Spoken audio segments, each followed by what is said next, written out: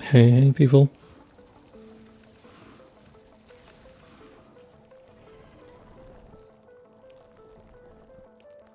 Susie here.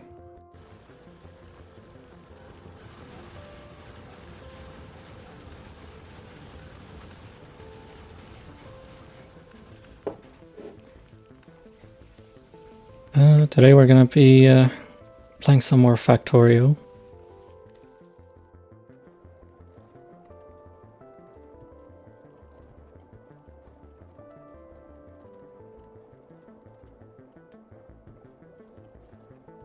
If I can get it to capture. There we go.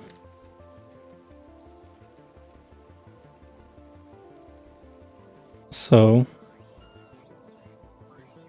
today was originally supposed to be the Christmas special stream, but I decided to move that to tomorrow instead,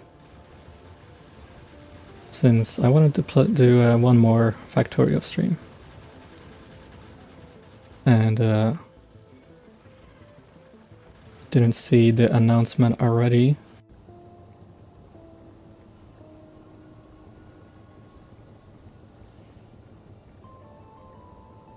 Oh.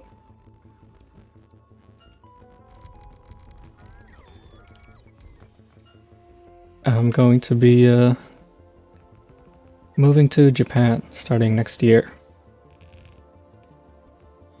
So that means Christmas stream is going to be the final stream for this year. And I'll pick back up at some point next year, hopefully in January, once I've been settled down in my new place.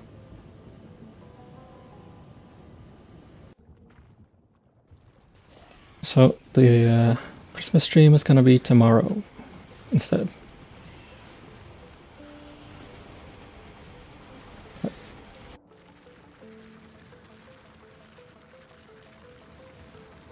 Moving is a big thing. I've been in the process now. Yeah, it's a really big thing, for sure. I've basically been planning this move for several months now.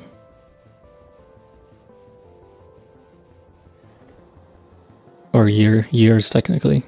Or at least 1 year, I guess.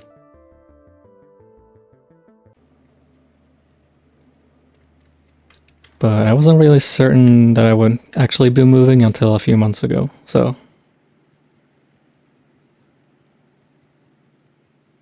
yeah, it's definitely been a lot of preparation.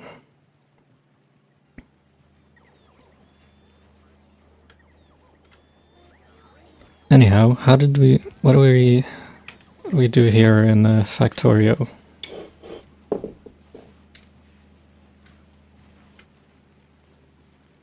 So last time we left off, we were here on Gleba.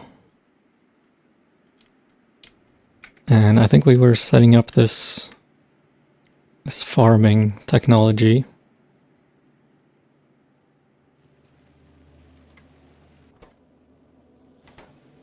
Yeah, so we have this agricultural tower, I guess. That's gonna automatically farm these jelly stems for us.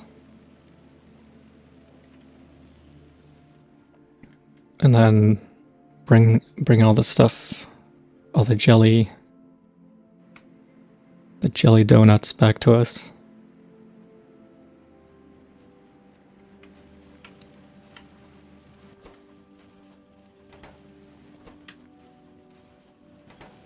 Or the jelly nuts.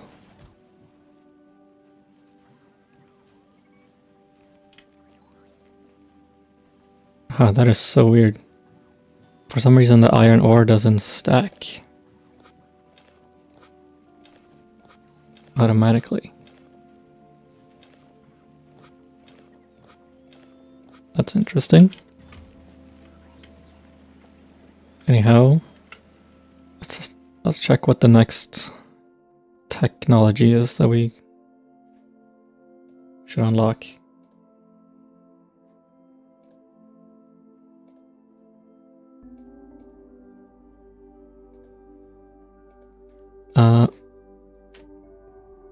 Okay, the next technology is Yumiko trees. So all we gotta do is mine a Yumiko tree. Wonder where we can find one of those.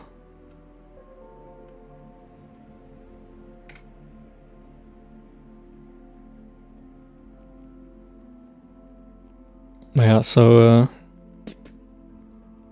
once I'm in Japan, hopefully I can do some more IRL streams. That's what I'm planning. Similar to the ones that I did when I visited in October this year.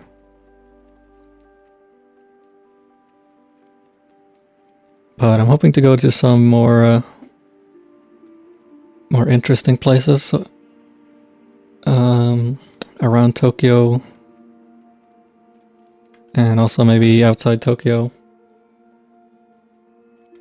Maybe we could go and visit Mount Fuji or something. Probably in the summer, because going there in the winter is probably a bad idea.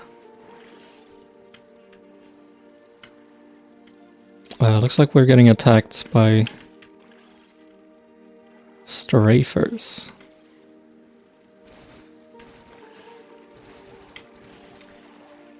Luckily they don't do a lot of damage, so I can just kill them. But I also don't have any ammo. There we go. Yeah, so we can... Hopefully I wanna take you guys around a bunch of different spots in Japan, if I can.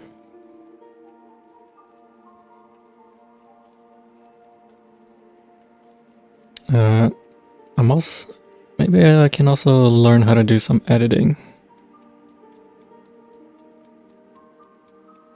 Because I think it would be really nice to have like edited montage or something. I'm gonna do real life travel stuff. Oh. Let's not get too close to those pentapods.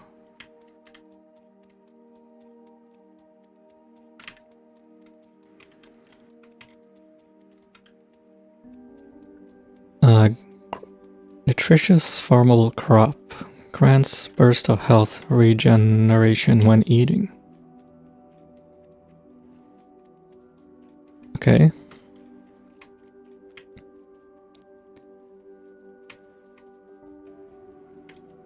Let's check the tech tree again.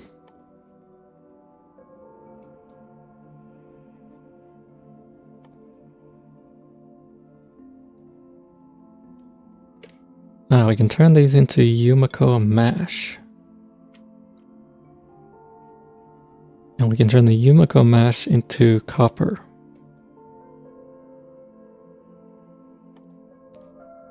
And we also unlocked a biochamber, which I guess we can use to make nutrients and carbon.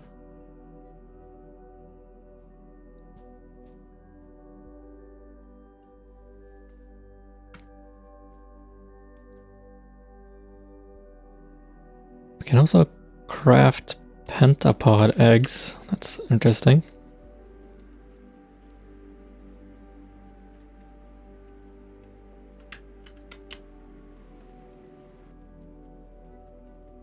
Let's go back to our base and try to turn this mash into, or turn these fruits into copper.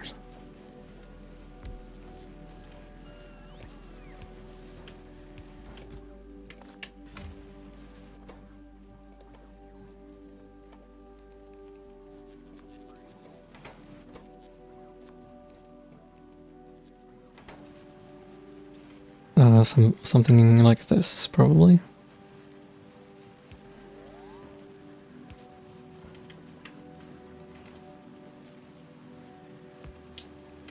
Alright, there we go.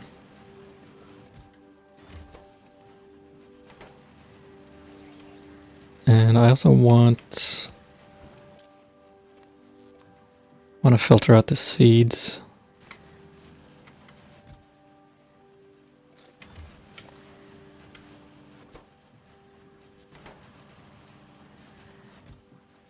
Alright, we got some Yumako seeds. But these can only be planted on Yumako soil.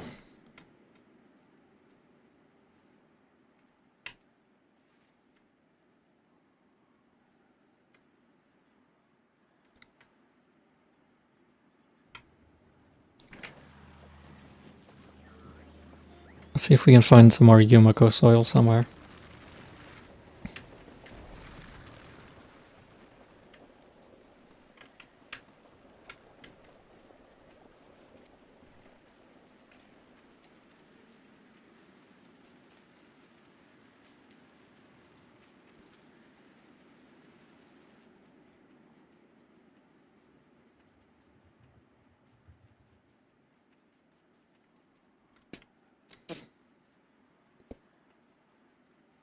Yeah, let me know if there's any other content you guys want to see specifically in Japan.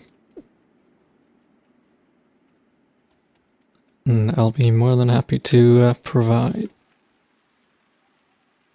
Okay, there's a ton of Yumako trees down here.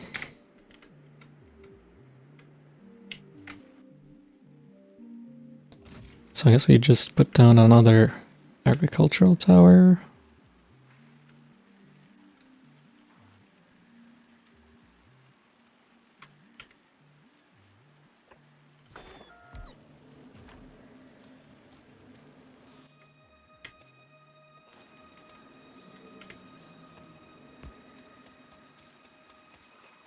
I'm just gonna power it again.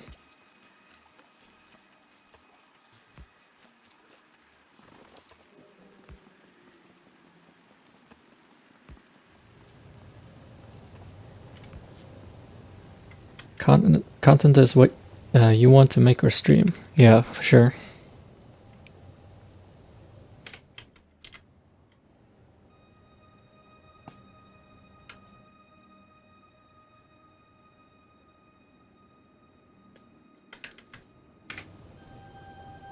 The original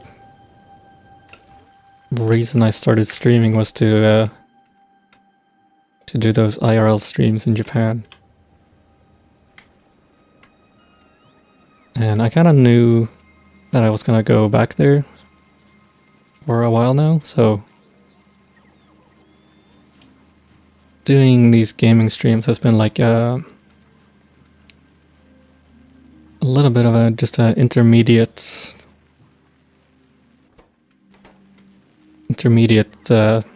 content to build up more experience. I'd also strongly recommend having multiplayer games for collabs. Yeah, I definitely want to do some collabs at some point in 2025. But it's kind of scary to do collabs. Because I'm not used to it. And there's a lot of performance anxiety.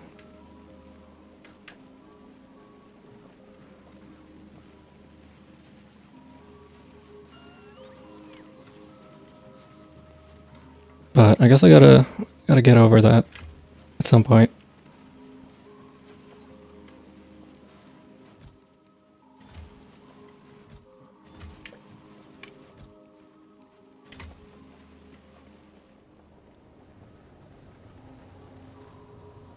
Would be fun to do Factorio multiplayer.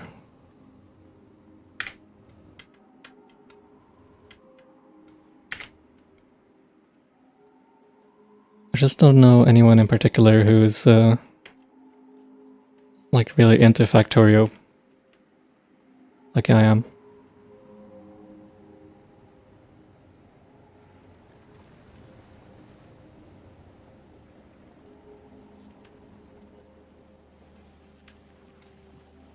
It's easy, just as Cornus says, have confidence. No confidence.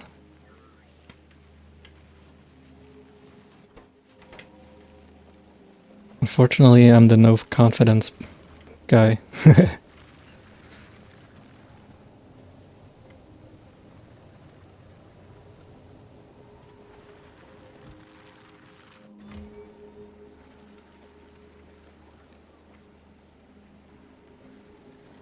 Hang on, I got distracted. Okay, we have to run a belt up and down here.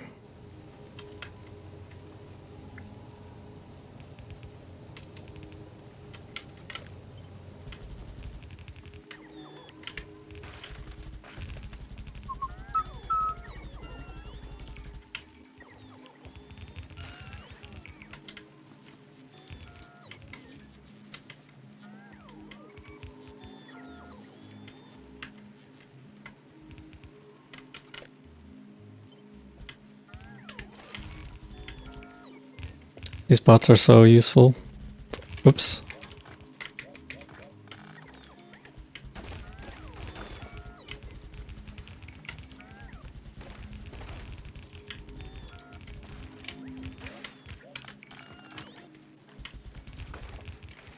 Alright, so...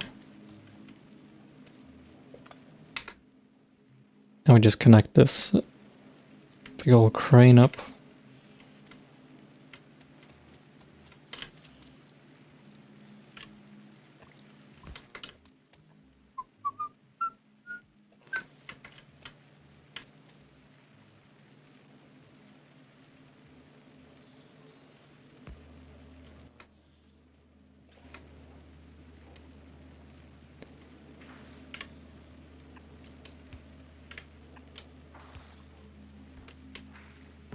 How do we get this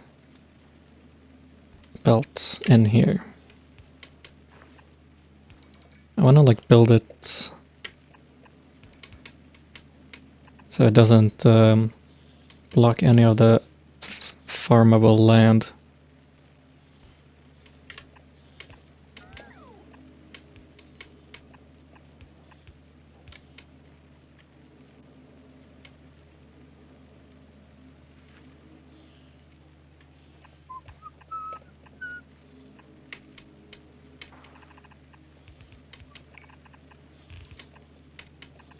There we go. And I'm out of landfill again. Crap. Okay, we gotta go back, get some landfill.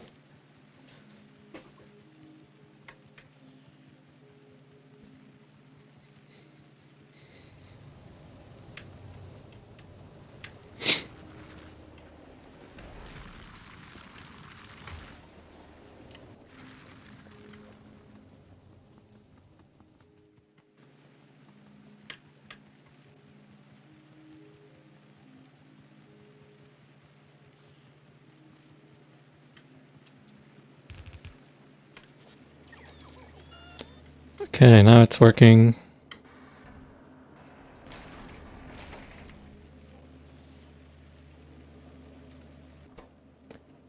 So we got Yumiko fruit, which we can use to make copper.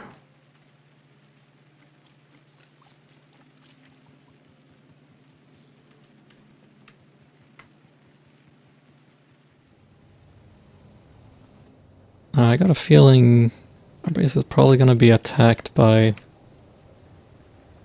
the pentapods at some point.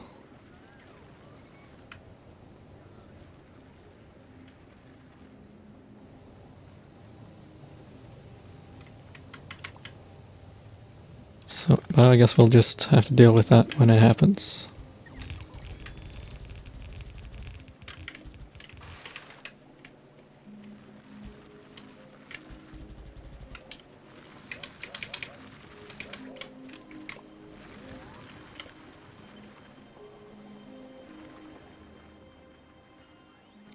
So I'm just gonna bring in our fruits or our crops this way.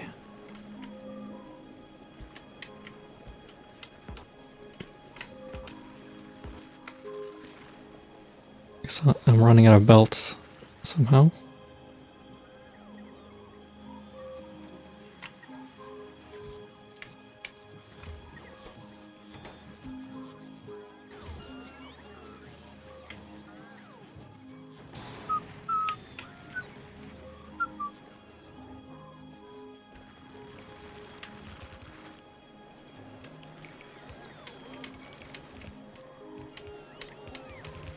There we go.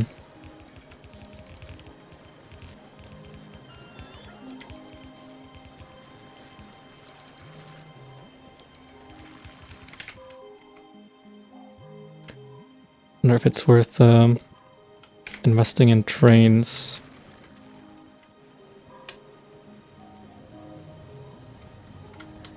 I guess we'll see how much.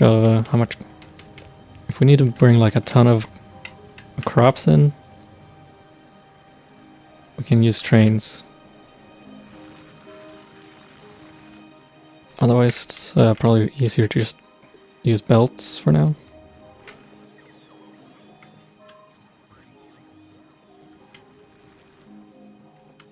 Hello, Atomic Banana. I'm doing alright. How are you doing?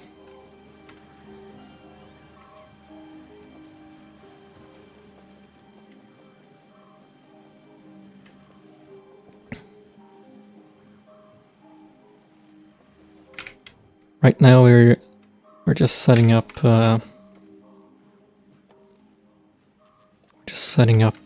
some farming automation.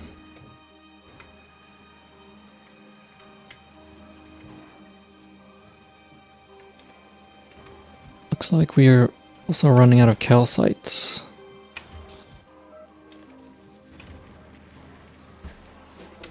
I think we can unlock calcite production on Gleba, possibly.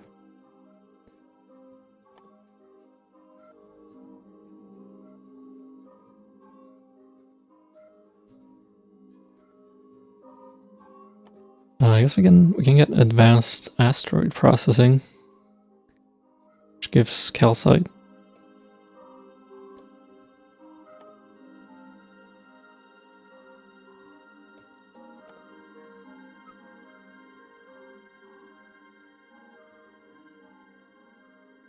Oh, this bioflux gives a ton of nutrients.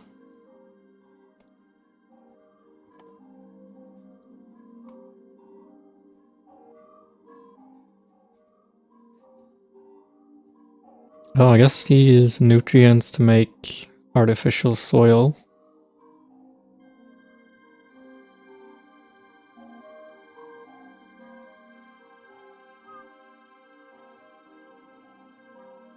Interesting.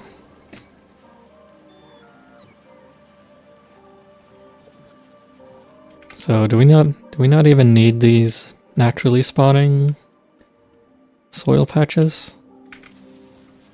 If we can just make artificial soil.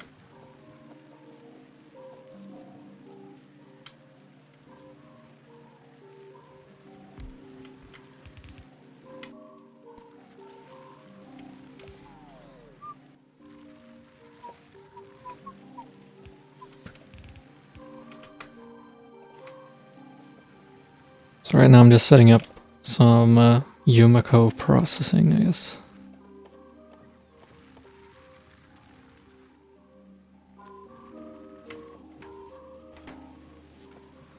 Oops.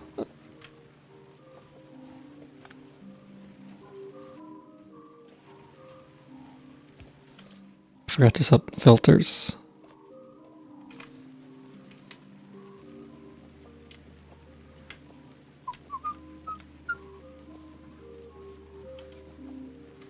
Oh, we also have to filter off this wood.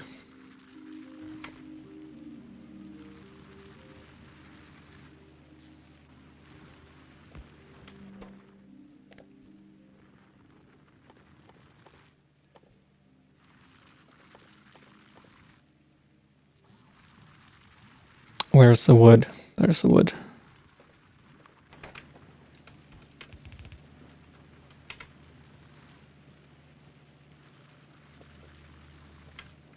Soil needs to be placed on certain tiles. Usually the ones surrounding the natural spawning ones. Okay. So we can't just build... Ooh. We can't just build wherever we want.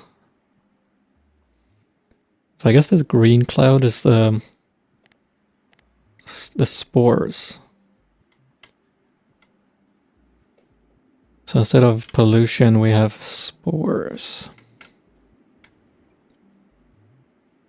It looks like the spores are reaching the enemy or the pentapods.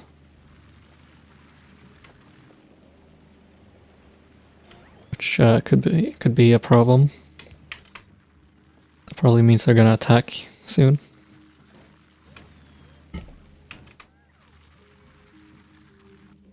But I guess we can put down some laser turrets. Oh, we can also craft artillery turrets, which we unlocked on Vulcanus.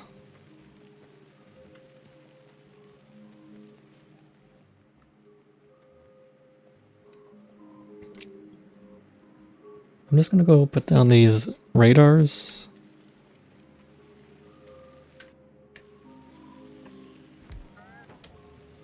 That way we can see a bit better on the map. And I can also put down some laser turrets.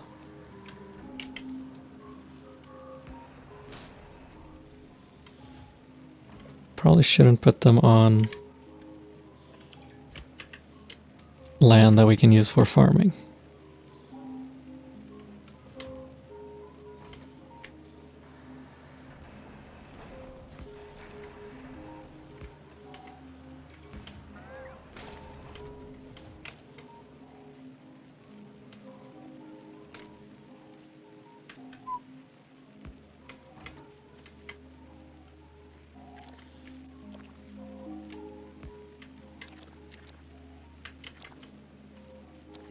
Okay.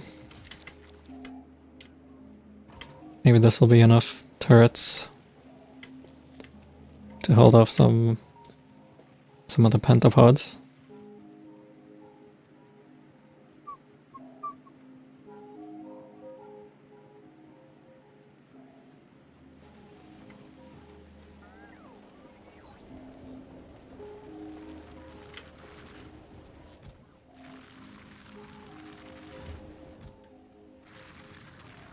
Got more uranium we can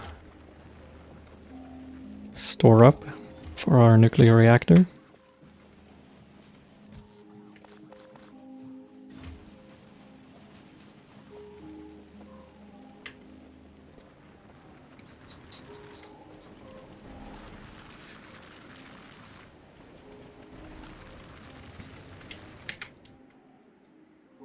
Okay, I also need to go put turrets down on the southern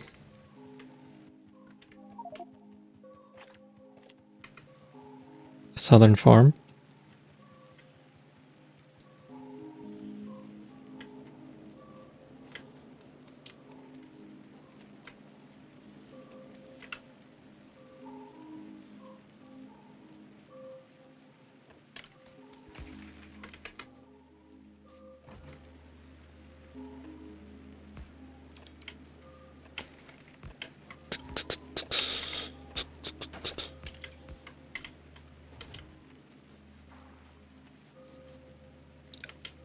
Okay, hopefully that's enough to hold off any biters or pentapods.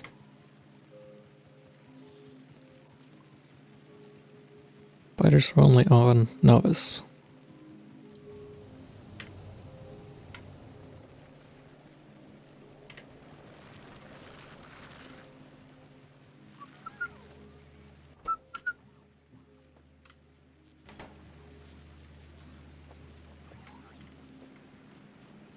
Just recently got to Gleba, Currently figuring out biochamber quirks.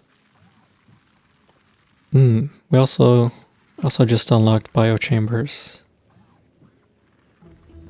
They need pentapod eggs.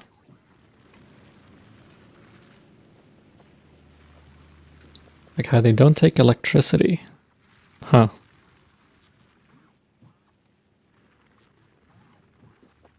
I guess they use nutrients instead.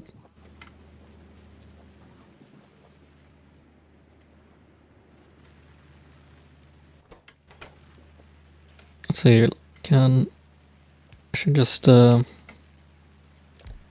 finish setting up this copper production.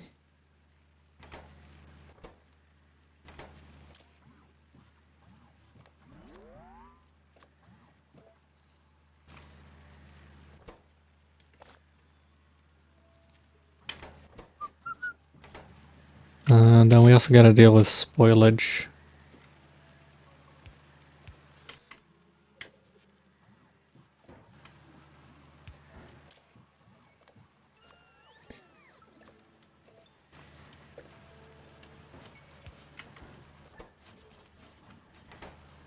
Alright, and then the copper bacteria, we just, I guess we put it in a chest so it turns into copper.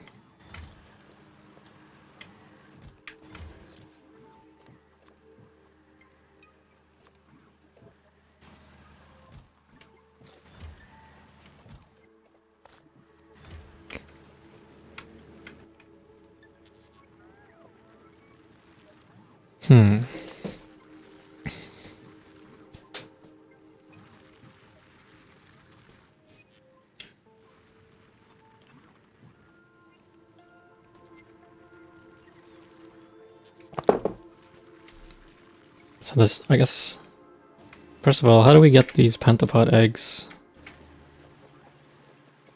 I remember seeing them somewhere on the ground.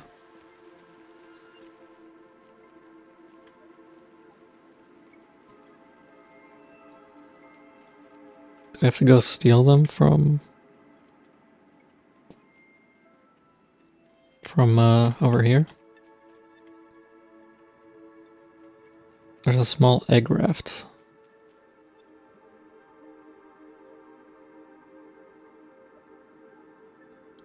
Small or regular pentapod? Oop. Is that it? Oh nice, we got a pentapod egg.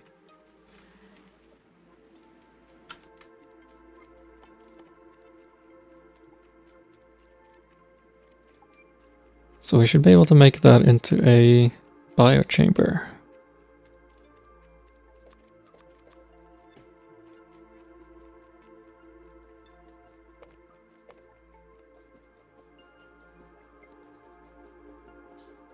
Just need nutrients. Nutrients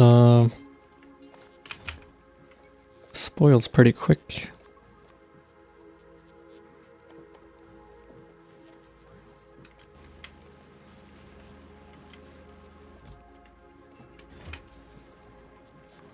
Let's craft this biochamber quickly before all of our nutrients spoil.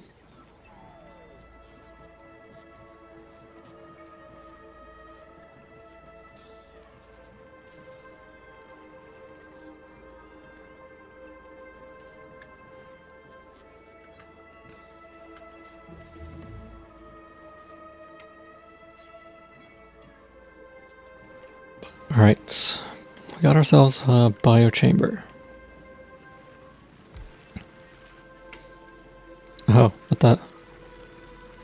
I like how the warning sign is just a pizza, a slice of pizza.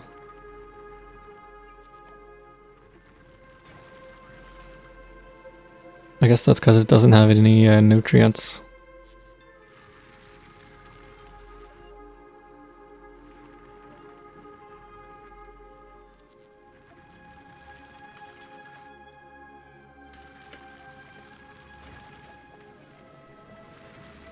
Chamber on your bio till you pizza. Hell yeah.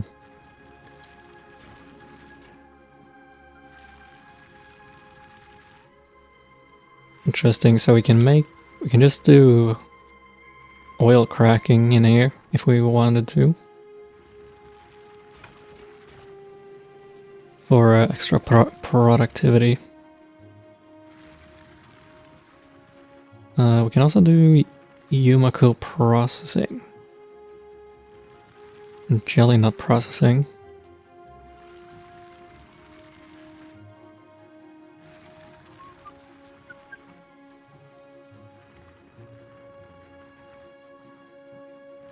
Okay, we can also turn Yumiko mash into nutrients and also bioflux into nutrients. Okay, I think the thing we want is to make these pentapod eggs.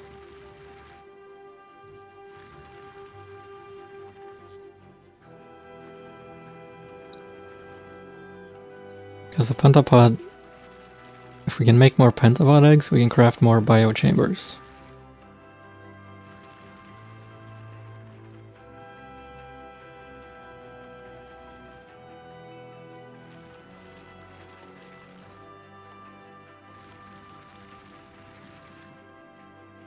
How do we get heavy oil on Gleba?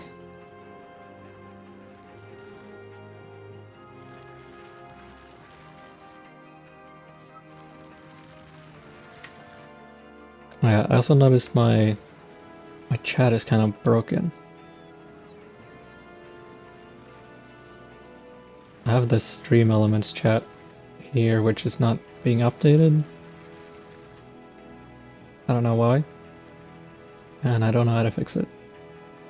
But I have this restream chat as well.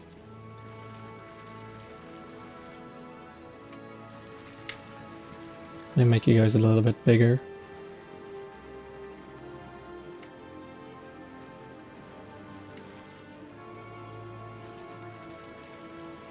There we go.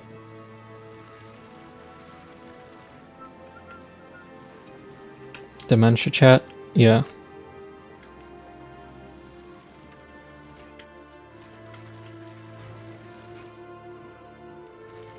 Stream elements broken. So it's probably my fault, but I'm just gonna blame stream elements anyways.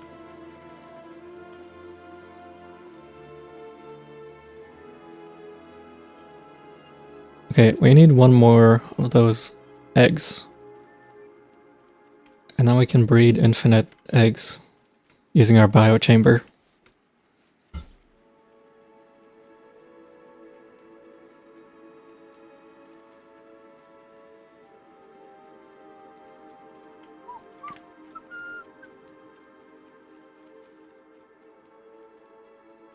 I think there's more eggs. Oh.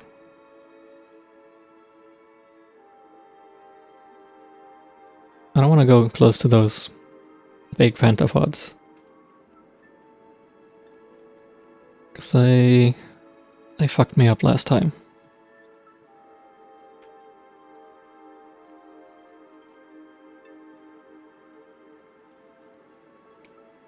Don't worry, they're friendly? Yeah, I don't think so.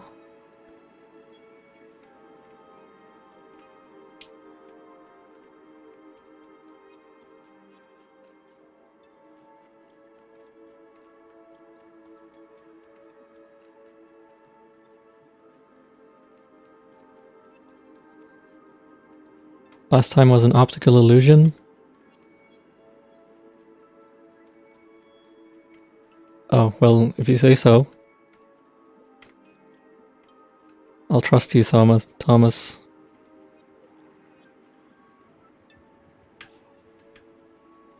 Oh shit, run! Thomas, how could you do this to me?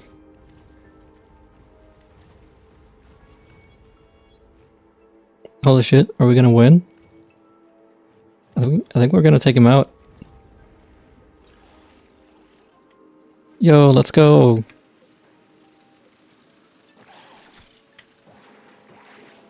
Our laser turrets are freaking OP.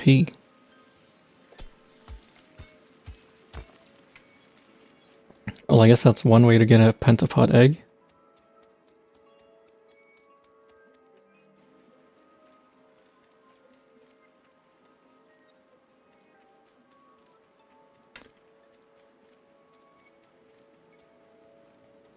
You're just evil and malevolent like that?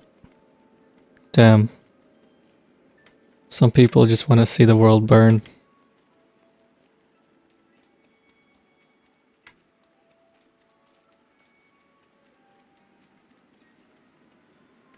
All my haters out there, they just want to see me fail.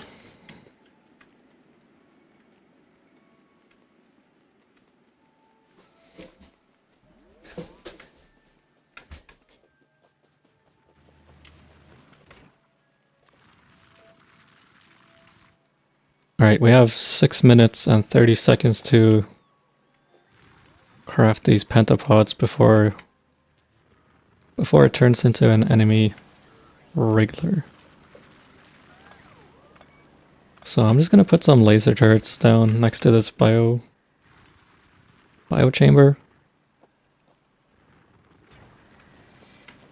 Oh crap, we also need water. Oh, we already have water.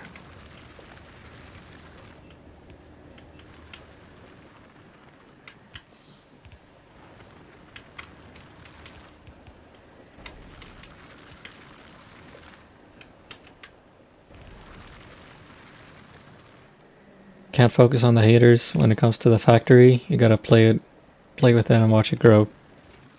Yeah, no amount of haters it's gonna keep me from growing my factory.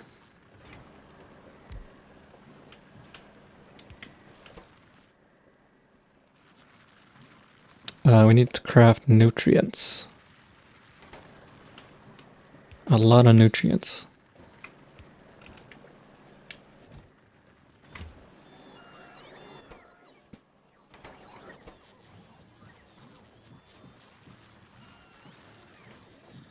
Even more nutrients.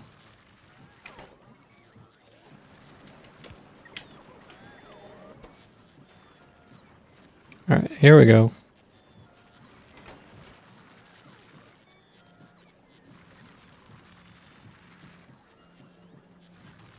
We need to make 30 nutrients before it spoils.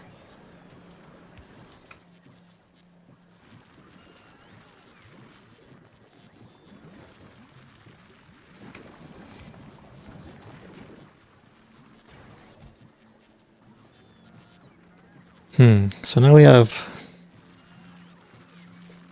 2 pentapod eggs. But somehow you gotta make sure that these eggs don't just spoil and turn into enemies.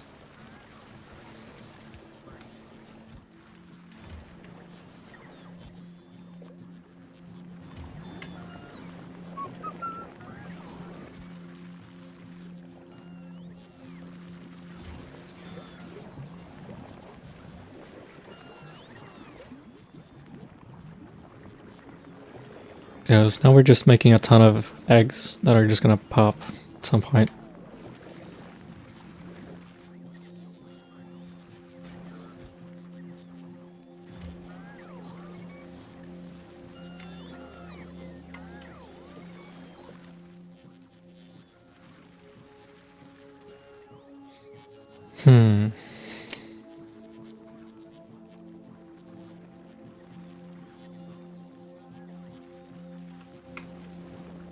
Let's put down one of these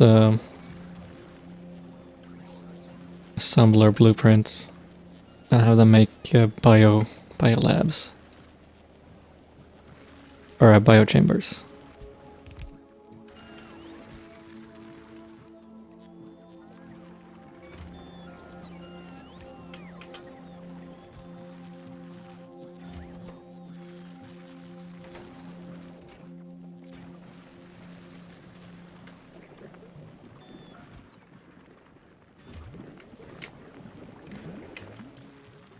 Now don't want all of our eggs going into biochambers, because then we would run out of eggs.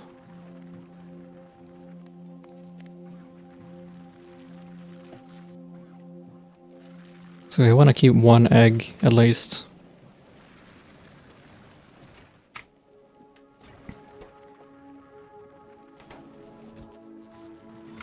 Oh, I guess we ran out of nutrients. Heating chamber and have the inserter throw eggs into it after a certain amount of eggs in your chests.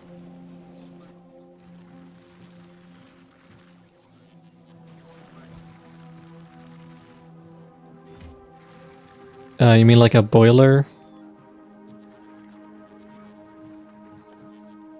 You can chuck them into a boiler and burn them.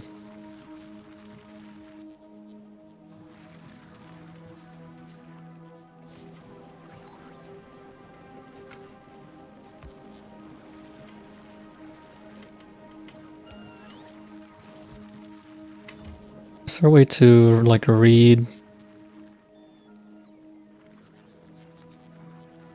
a heating tower? I don't think I've unlocked heating towers yet.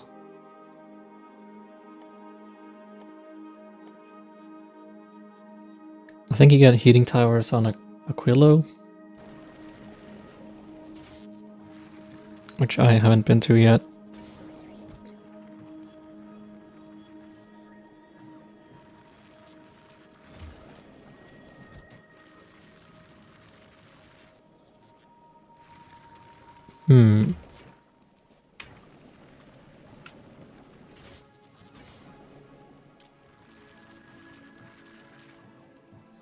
Select items based on spoiled percentage.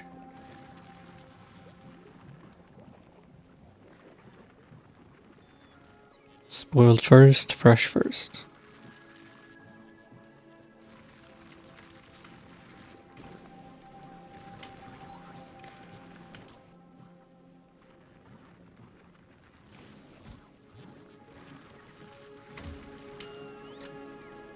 But there's no way to like read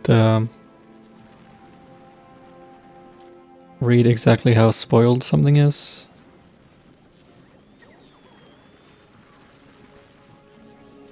Hey Susie, hello JPZ. Where are you today?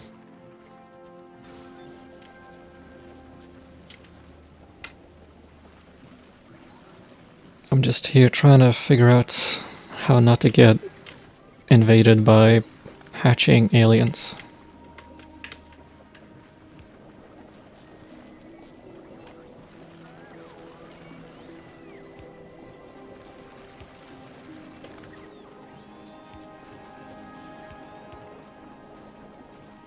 You get a heating tower on Gleba. Oh yeah.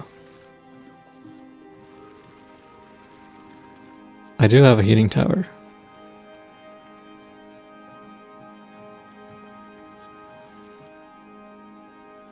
Generate heat from chemical fuels with very high efficiency. Does not stop burning when at maximum temperature. Passes heat to connected heat pipes which can be used for steam power or to prevent freezing. Okay, so I guess we don't need this boiler. We just need to make concrete.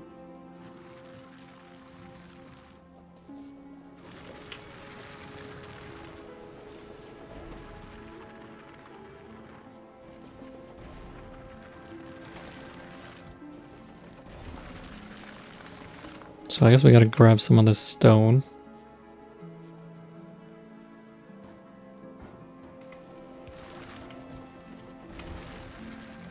And smelt it into stone bricks.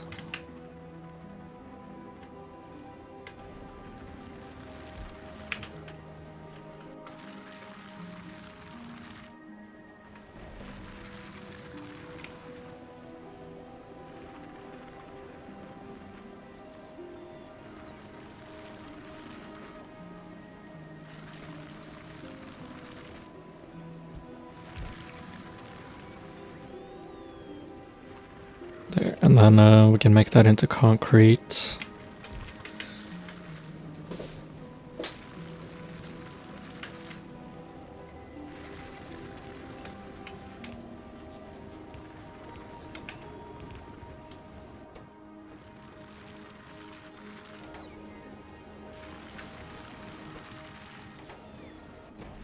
Oh, whoops. I forgot.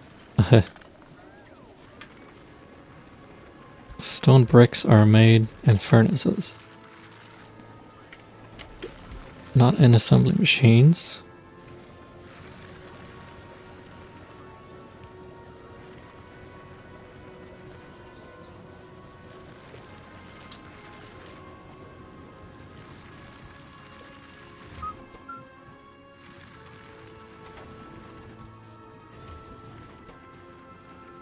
Alright. Now we can craft some heating towers.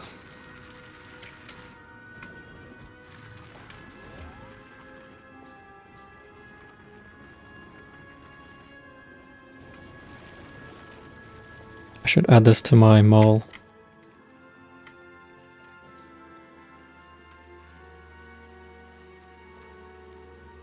I think this parametrized bot assembler is the most useful blueprint that I've ever made.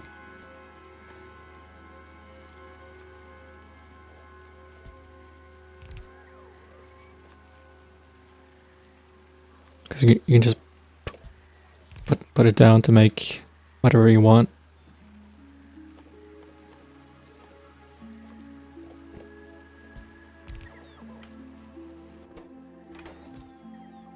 Then you just have to make sure you have all the items.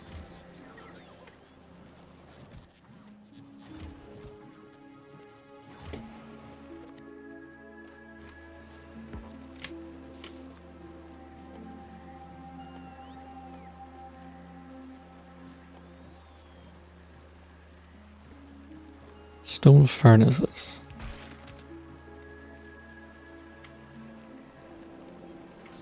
I'm gonna set up a foundry to make some pipes.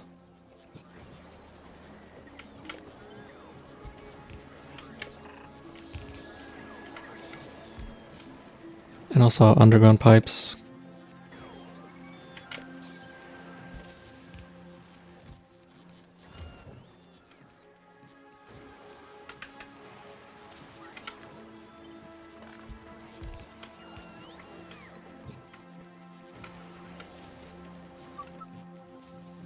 Okay, I think that's everything we need to make heating towers now.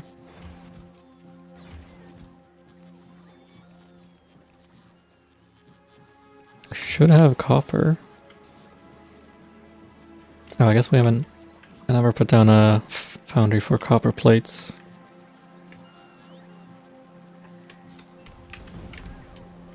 Whoa.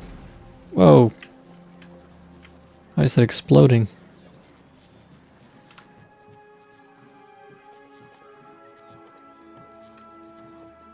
Please don't explode.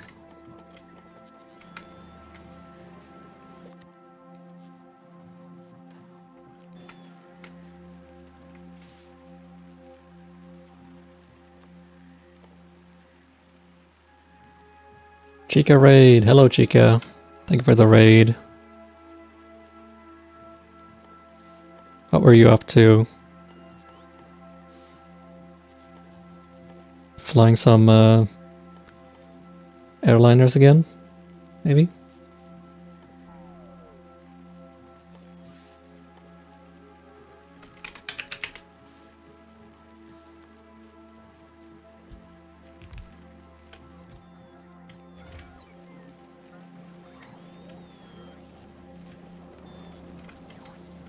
Hello, Tommy. Hello, Gwendolyn.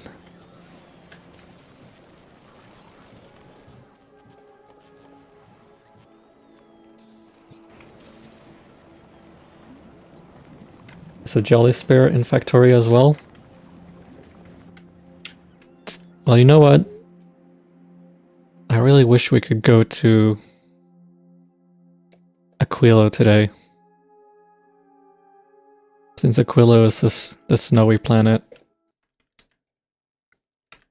But unfortunately we we are stuck on Gleba for now.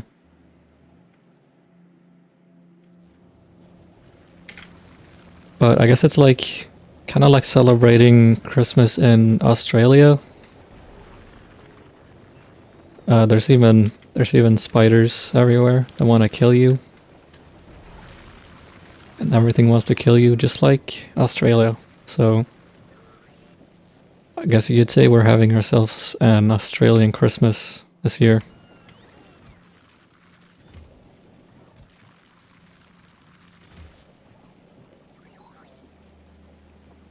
We flew some Airbuses and had a great time learning their systems. Interesting. I remember you said you were flying Boeings last time.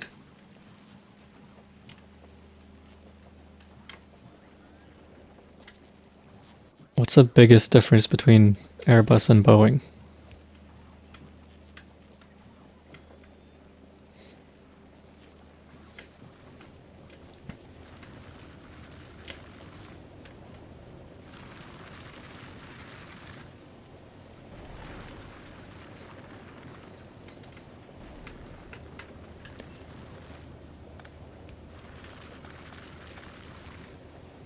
Now, I personally have a little bit of a connection to aerospace since some people in my family are working in aerospace on jet engines.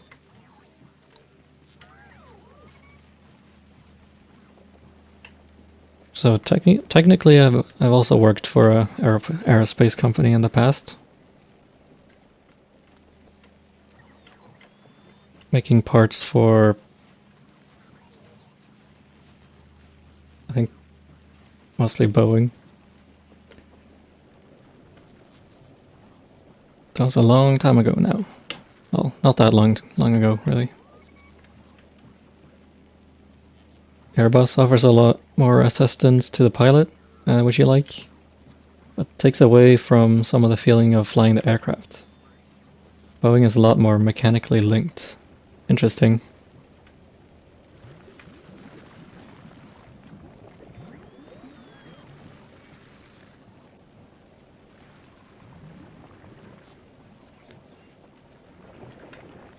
Yeah, I don't know. I know a little bit about the actual aircraft themselves, or like how aircrafts are built, but I don't really know anything about piloting aircraft at all.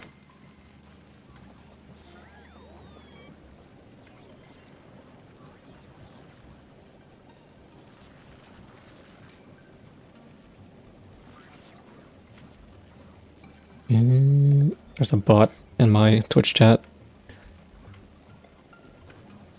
But I did play Microsoft Flight Simulator when I was very young. And I remember spending like several hours trying to land a Boeing 747. And I never managed to land it. So it's really impressive that you are really quite skilled at flying.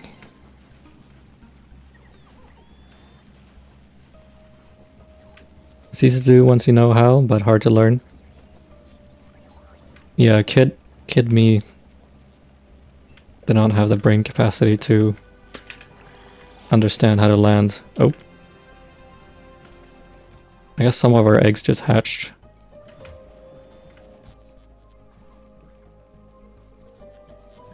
But I think I was trying to land manually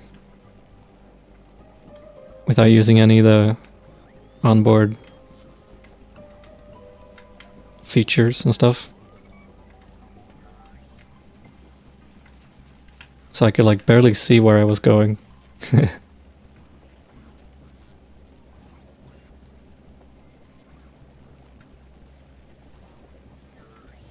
don't think you're that good?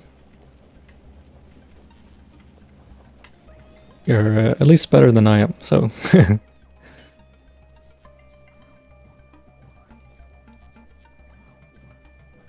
Yeah, the visibility out of the 747 cockpit is not the best.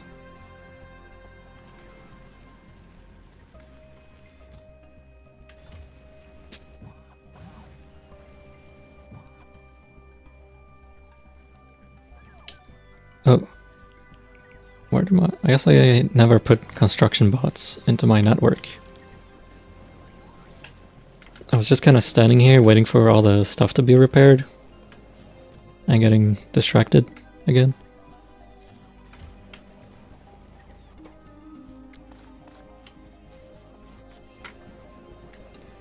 So what do we gotta craft next? I built these heating towers.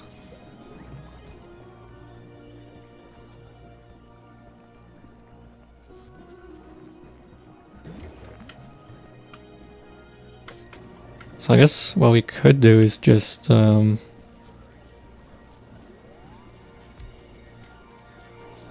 oops. Oh, that's gone forever. We wanna like maybe have a timer circuit that will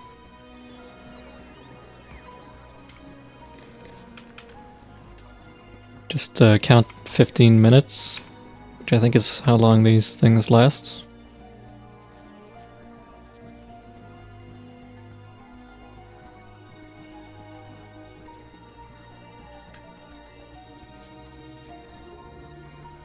Yeah, about 15 minutes or so.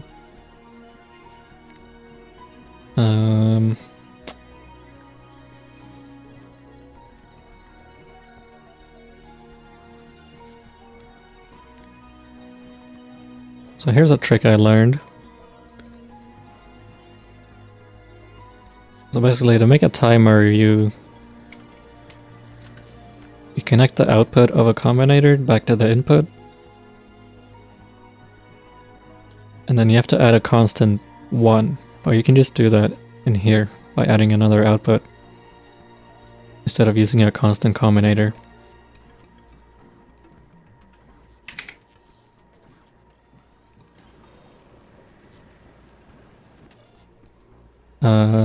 So how many ticks do we need to count?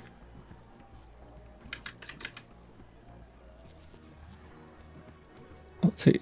So if we have 15 minutes, that's gonna be 900 seconds. And there's 60 ticks per second. So we need to count up to 54,000.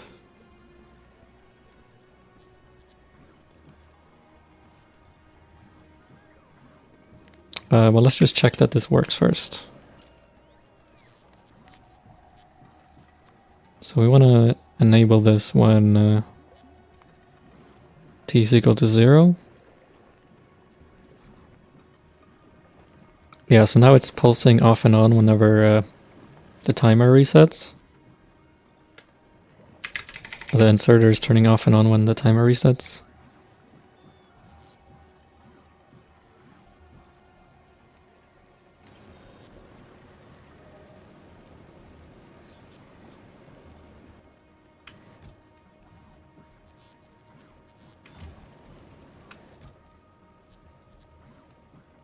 Yes, the only problem is if there's too many eggs in here, then the inserter won't be able to grab them all in one grab.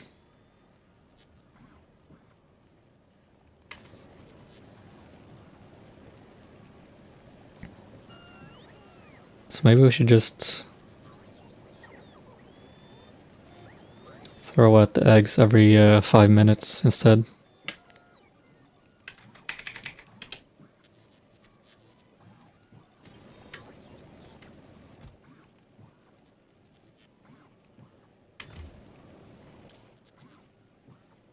And I said to throw out the spoiled ones first, so you should only grab those.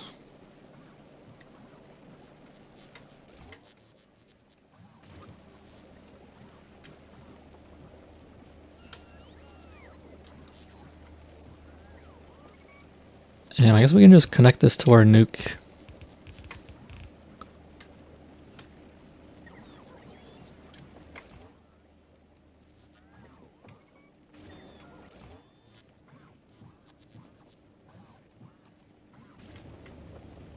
So our burners and our nukes will just share heat, which gets transferred to the boilers.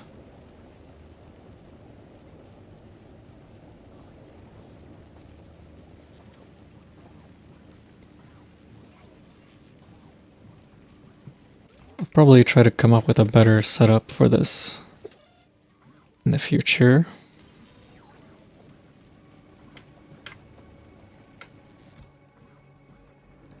But at least we got some bio chambers. Now what's the next technology? Also, our research is not working anymore.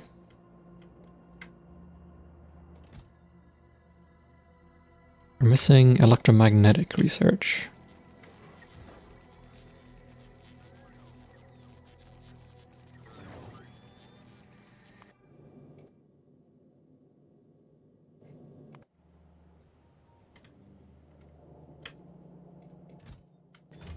Why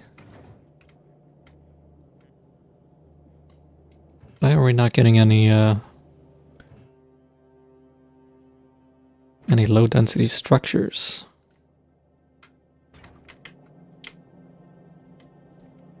I forgot to reconnect the coal, I guess.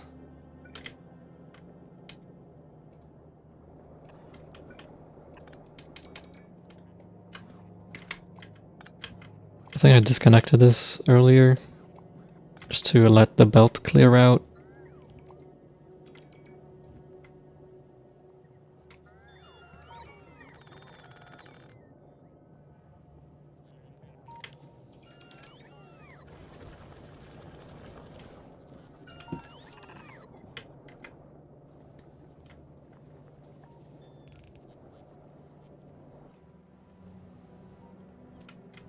There, that should work now, hopefully. And we'll get our science production back.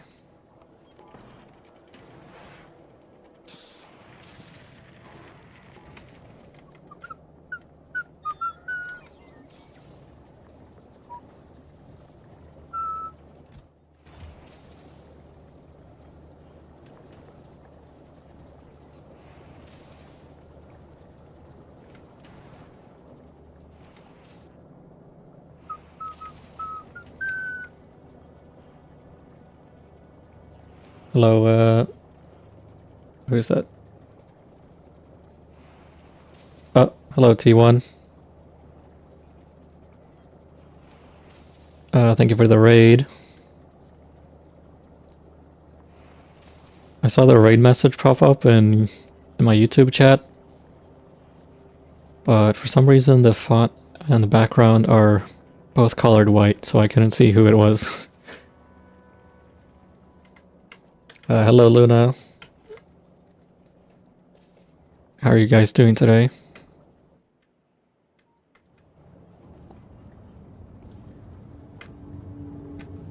Here we go, look at those rockets.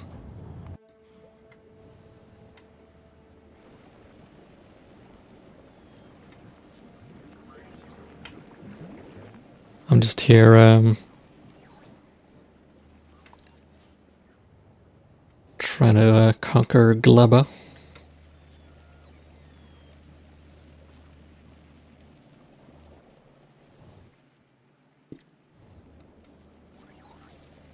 Oh shoot, I forgot these fruits are just gonna spoil and clog up everything.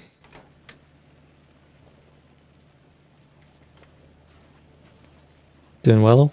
You're having an outing with an ex-coworker of yours a little bit later. Nice.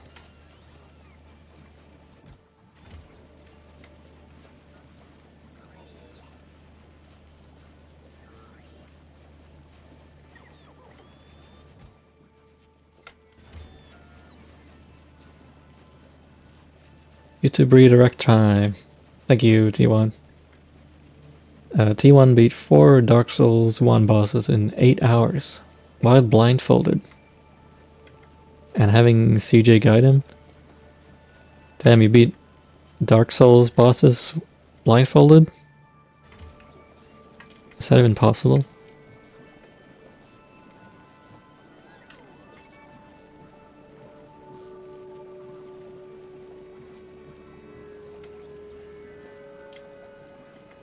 I can't even beat Dark Souls while looking. So I can't imagine doing it blindfolded.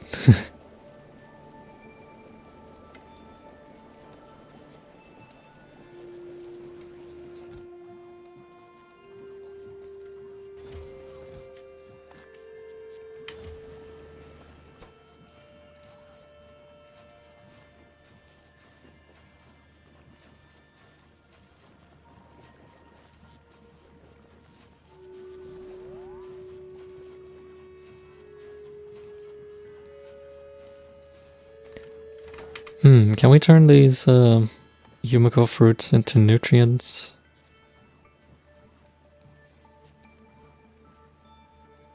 Oh, I guess we have to turn them into Yumiko mash first.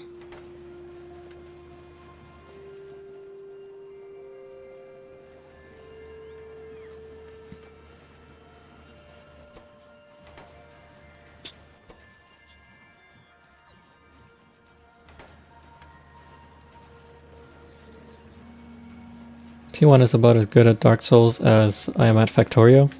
Just to say, very good. Damn.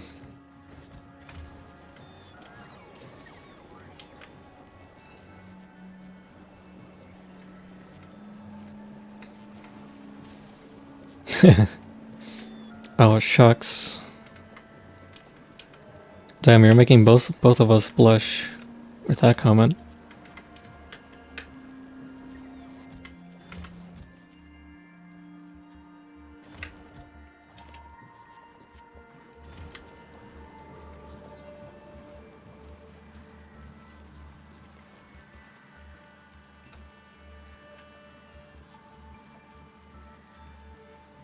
He's too humble to admit it.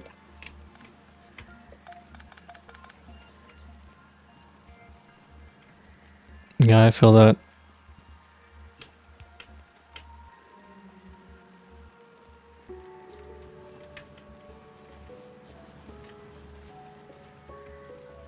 Although I can't deny that I'm pretty good at Factorio.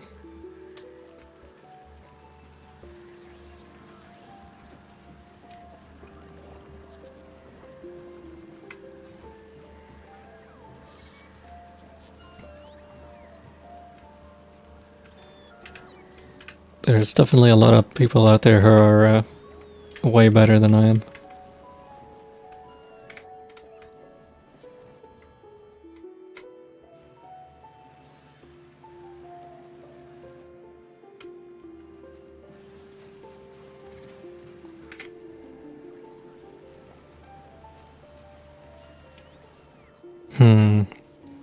I'm thinking I'll just switching over to bots to deal with these produce items. Or these Yumiko fruits. We'll see if it clogs up or not in the future. There's always someone who's better, but that doesn't mean you're not good. Yeah, for sure.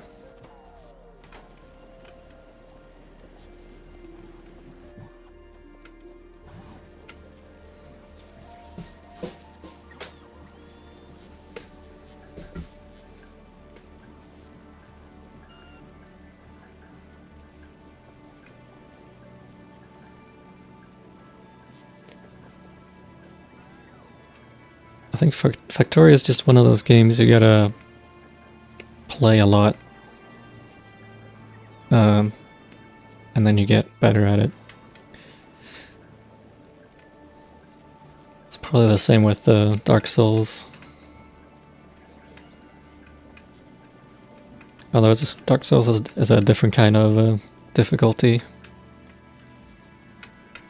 compared to Factorio.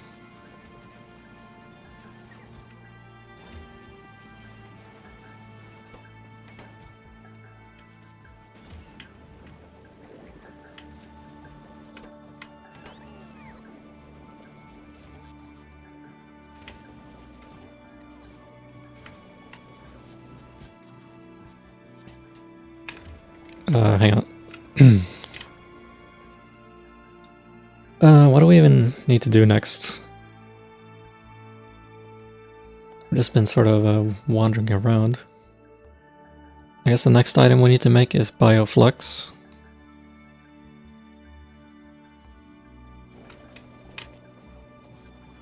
Which takes jelly nut, or jelly, and Yumiko mash.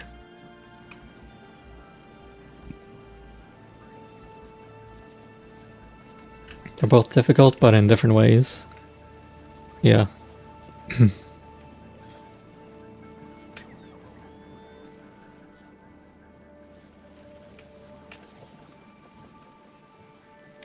With the Factorio, you really gotta be... really gotta put your brain to work. With Dark Souls, you also have to put your brain to work, but it's you have to do it quickly as well.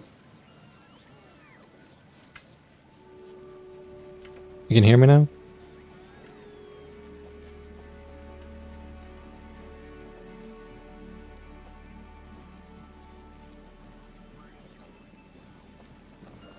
Wrapping up a convo with your rally partner.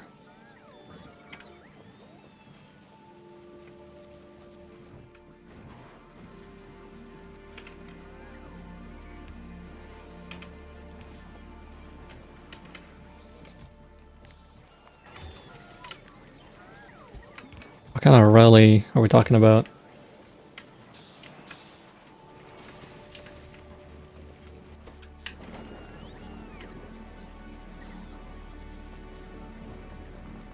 T1 wasn't just blindfolded, it was deaf-folded too. Oh my god. Can't even use the sound cues.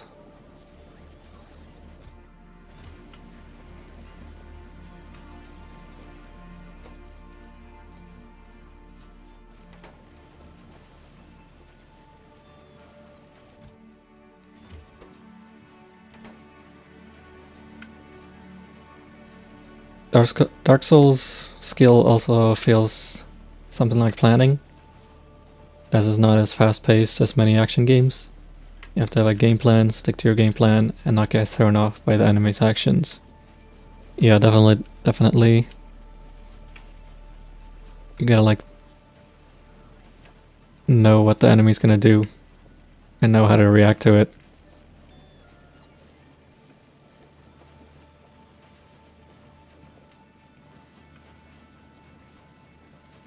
And then you have to actually do the thing.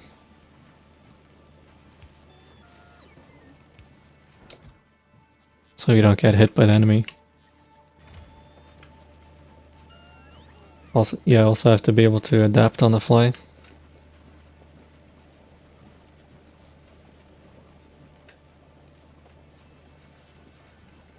The thing about like Dark Souls and those kinds of games is that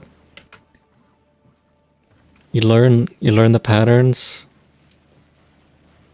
but then there's also like another level where sometimes you get stuck in a corner or something, or there's like some other weird unforeseen interaction, and then you have to like react to that, otherwise you die. So I guess it's not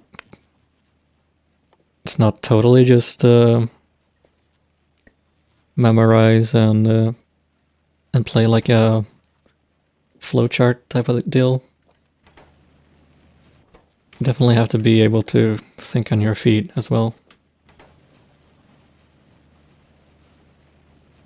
You gain a newfound appreciation for sounds that you wouldn't even notice in a normal playthrough. You can hear enemies around corners before your rally partner could see them. Huh.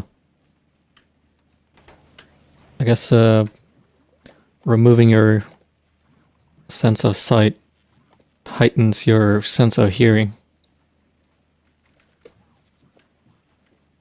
It's like you're doing an anime protagonist training arc or something.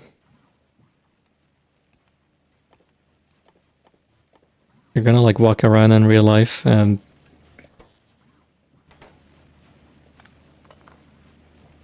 you're gonna walk around in real life and like hear people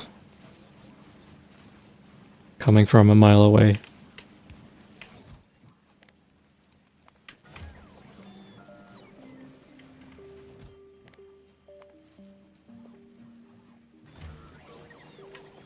Sometimes you just be... this worked even for enemies that were underground that make noises. You didn't even know that they did until this very run. Huh. Yeah, whenever you approach something with a new perspective, you always end up here noticing details you never noticed before.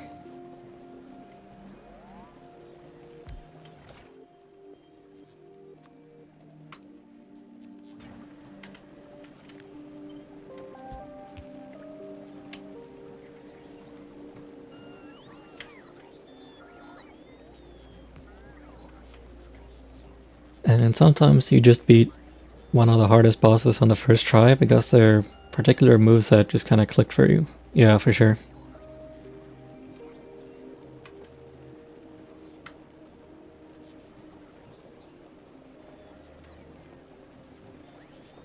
Oh, your 9-year-old beat Rykard?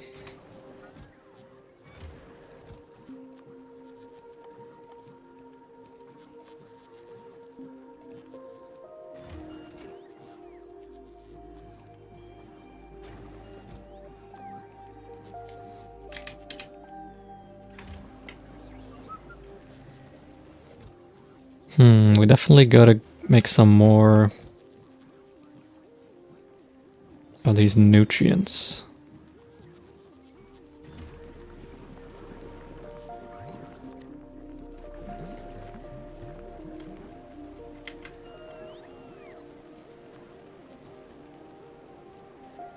What can we turn into nutrients?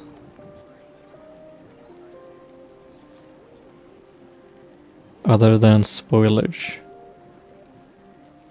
I think we need a bioreactor to do that.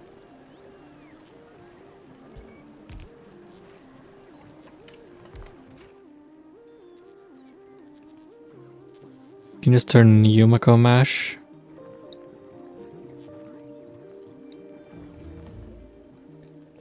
Oh nice, we got bacteria cultivation.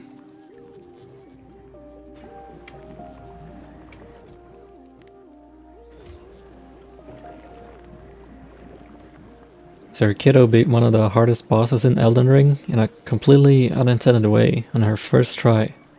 Huh. Long story short, she was supposed to use a certain weapon, which is meant to be used on specifically this fight. She ran right by it and then walked right into the lava to stand next to a boss that now couldn't hit her because the devs didn't mean for you to get that close. The hell? Wait, Rykard is from Elden Ring, isn't it? Oh yeah, Rykard. I remember Rykard.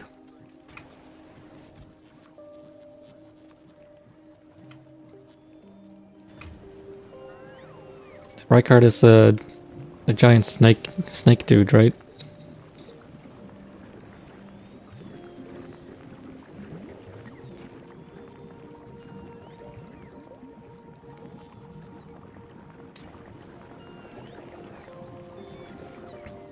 Pick up everything shiny.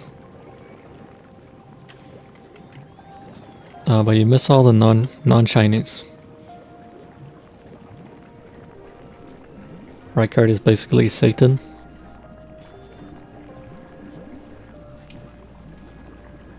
I think when I played, I was kind of over-leveled when I fought Rykard. Yeah, Rykard is a funny snake that goes together.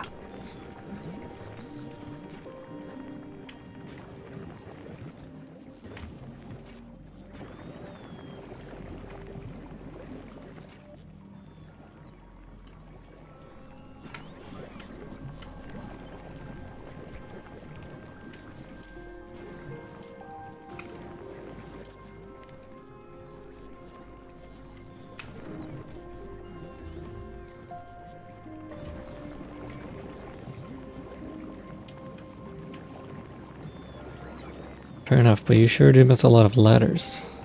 And or other intended paths? T1, are you one of those people who needs the yellow paint? Have you happened to been place testing any games recently?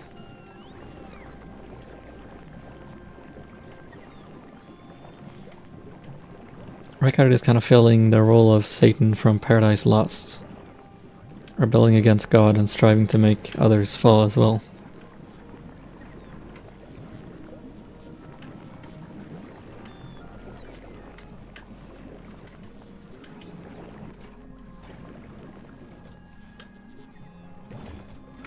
Isn't the lore of Elden Ring basically just becoming God?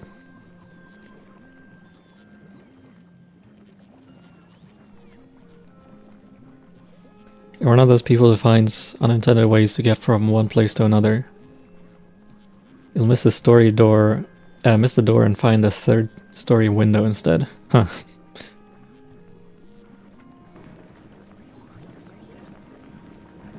Hogue is Lucifer. The two are separate entities in biblical canon.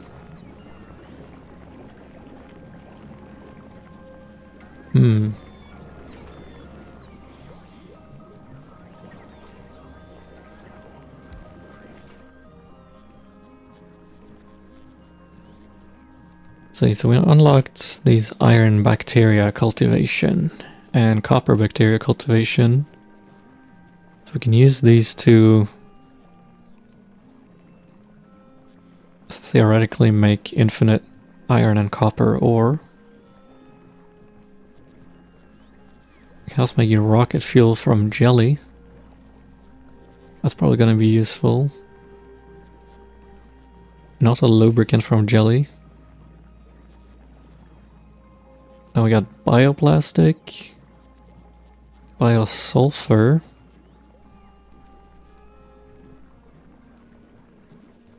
and I think that's all the recipes we have for now.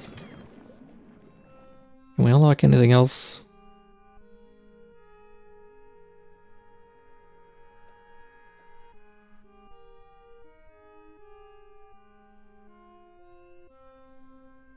Next unlock is going to be agricultural science packs.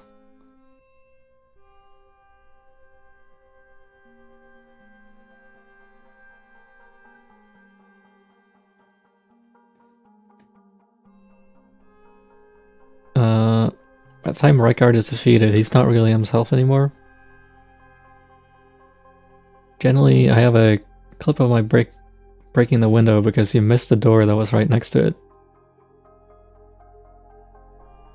Huh, what game was that in? Elden Ring isn't about becoming God, it's about killing God and then marrying God.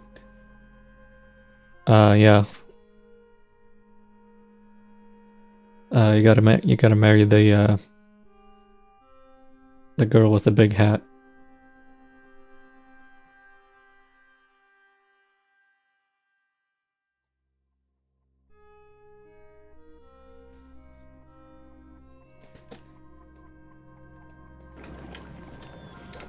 Posted this a long time ago, but just so everyone knows, Rani's hat is my wife, so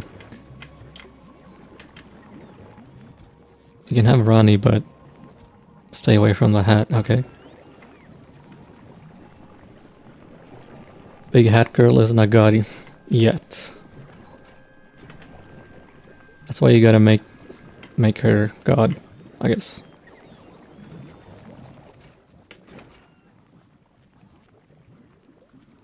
So let's see, can we make more of these bioflux?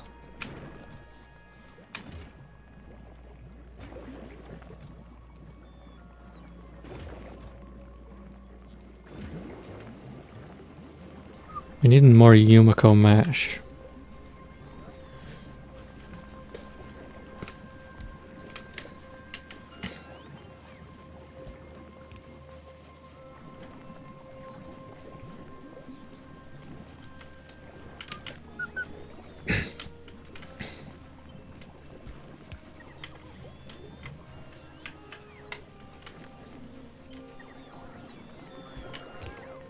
Alright, how about 3 assemblers?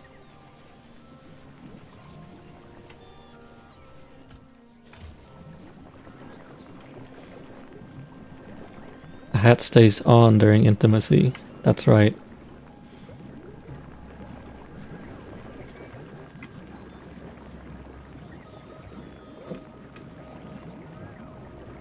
The hat stays on during Factorio gameplay.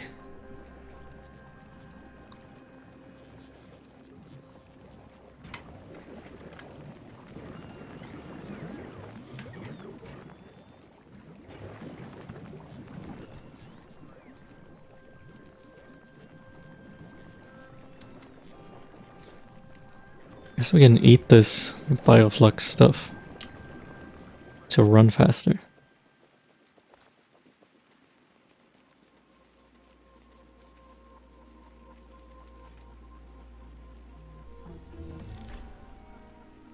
It's just a matter of not sitting down. Before school started, you had to just beat Melania with only parrying. It's the first time fighting her, but just didn't have time during school. Man, Melania is definitely the hardest boss in that game.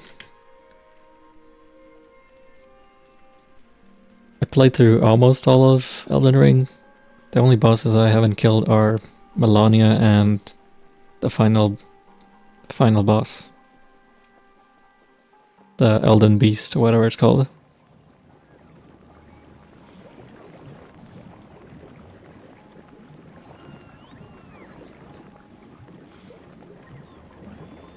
If you can beat Melania, then you will beat the game when you get back to it. Yeah, definitely.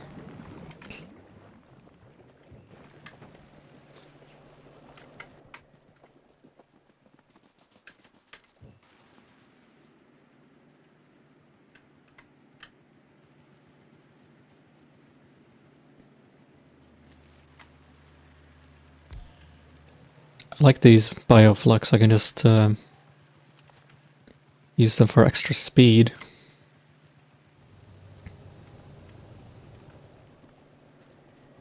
I'm McLenia, Blade of McDonald's.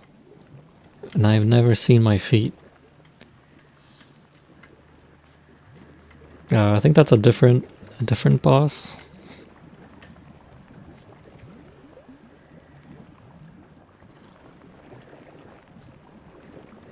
Melania's Virgil with Mimic Tear was hard.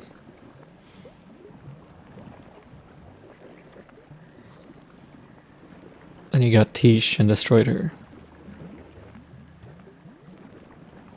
Isn't Virgil from Devil May Cry?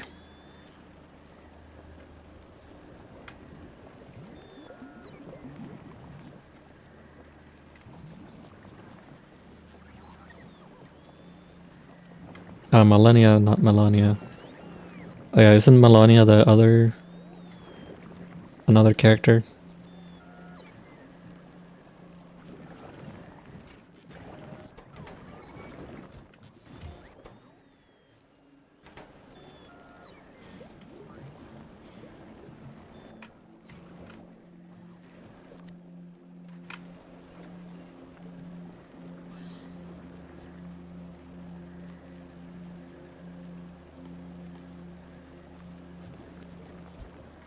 Forgot that I deleted my landfill.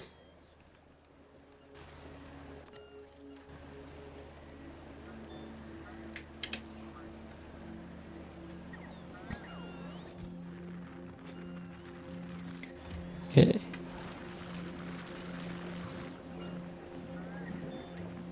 Bioflex is crazy good for speed. Use it with a epic mech armor and a bunch of rare and epic exoskeletons. Damn. I'm still working on mech armor, which for some reason I'm still not researching.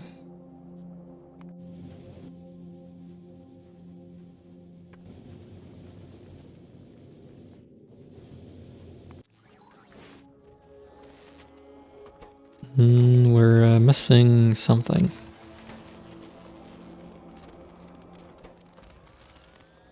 Looks like we need more electronic circuits. Technically, Virgil is from Divine Comedy.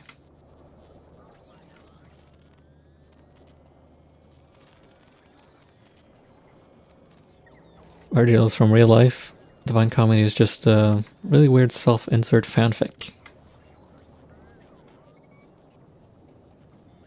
So is Flavor an actual network slash agency, or is it just a running joke?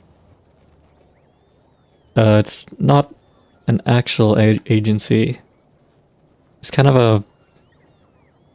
a little bit of a running joke slash network of streamers.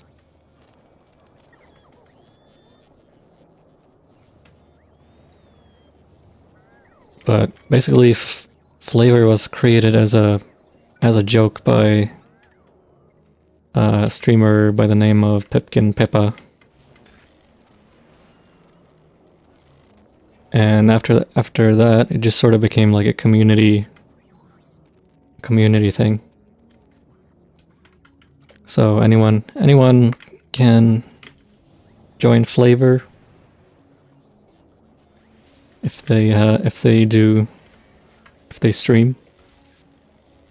No V-tweeters allowed. But originally, Flavor was created during one of Pippa's streams. And since that first stream, there's been several other Flavor streams. So we kind of have a couple of generations of streamers now.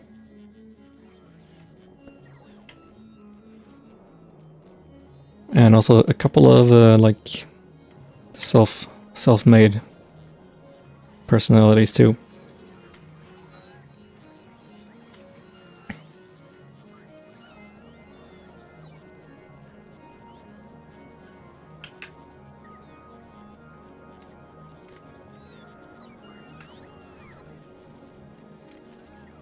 How do we making circuits? We need more copper cables.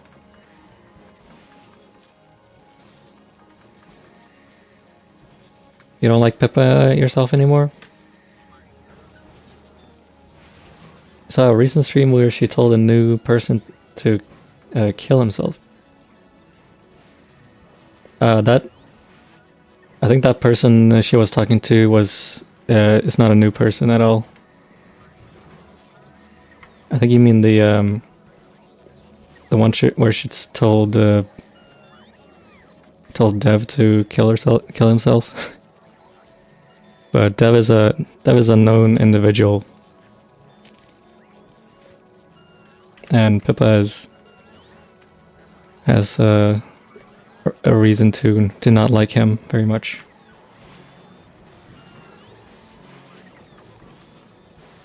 You've been doing Virgil cosplay through of Elden Ring. Interesting.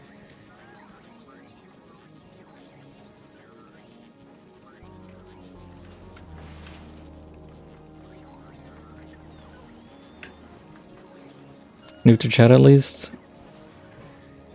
Still not cool in your opinion? Not even as a joke?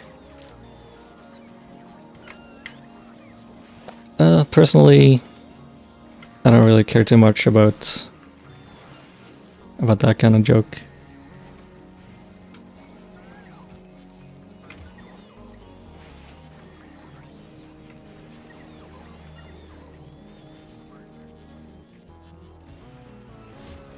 How do we get more copper?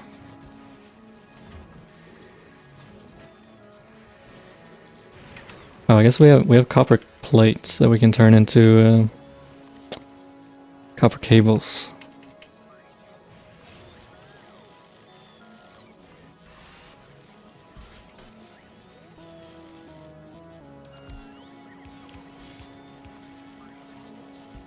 Let's just make some of those, I guess. Not really surprised Pippa would do that. Yeah, Pippa has that vibe. She got that dog in her.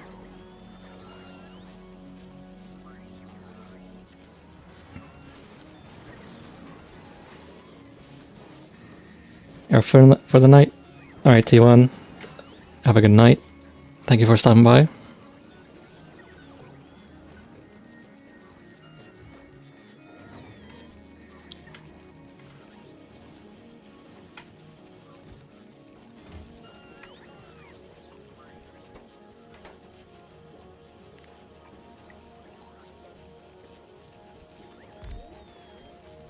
Okay, maybe now we can get some more Fulgora science.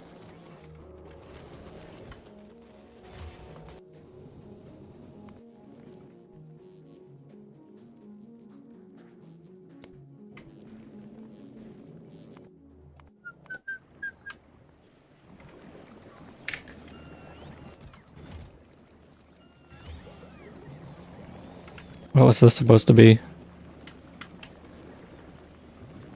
Oh, I think it was supposed to be a landfill assembler.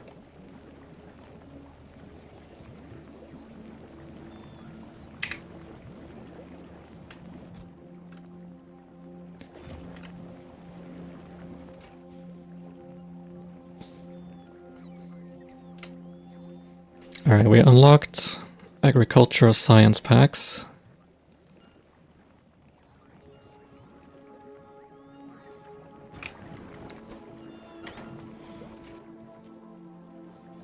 So I guess we gotta use those pentapod eggs to make the science packs. But before we do make science packs, we should probably start building rockets first.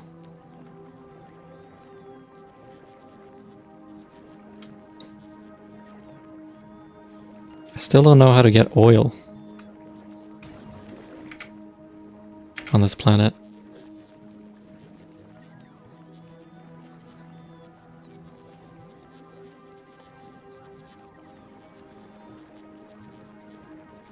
We can do cracking, but do we need to liquefy coal again?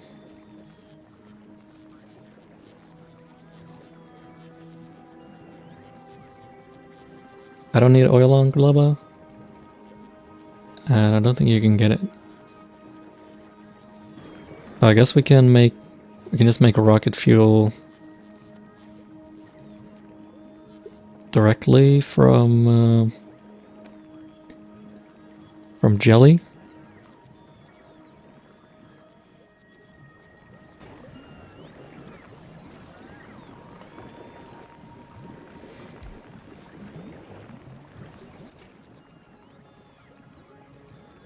Like this.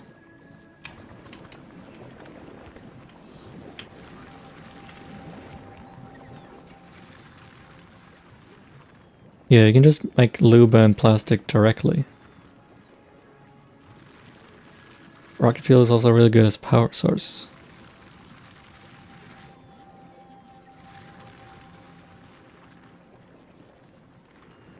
Yeah, it is actually. You only need 30 jelly to make 100 megajoules of rocket fuel. That's interesting.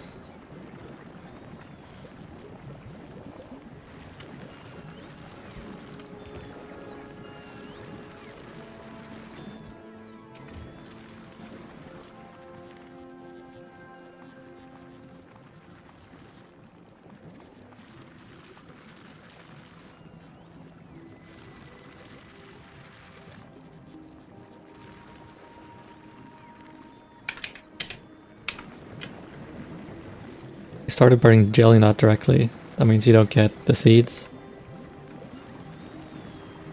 Yeah.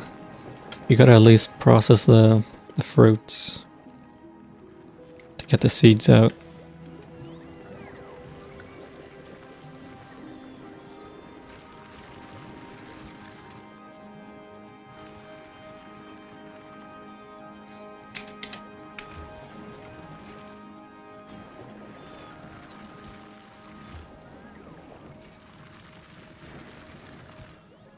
Why is there nutrients in here? I guess I forgot to change that filter.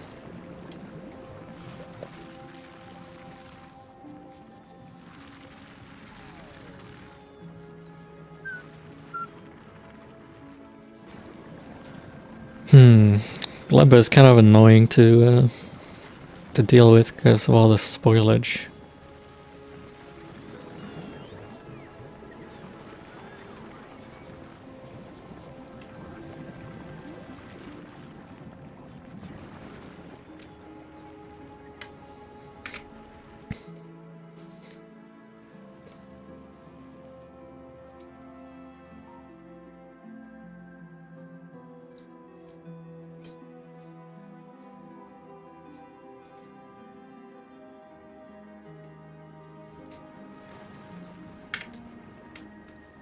Yeah, I don't know what to build right now.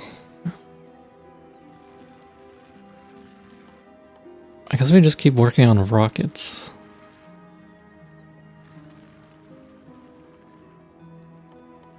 So we need to make circuits. Which means we need plastic. Found the trick for you was to just make every build have all the things that can spoil as a loop. So if one product line doesn't use it, another will. Yeah, and then I guess you can filter out all the spoilage.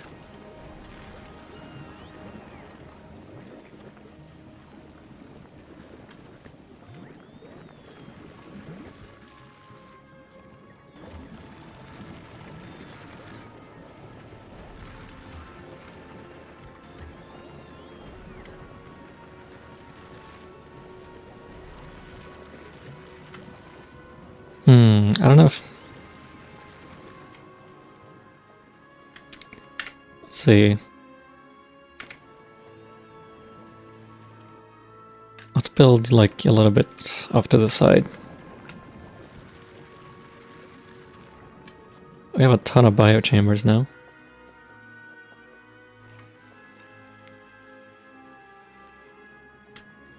I mean, so the first thing we should probably do is...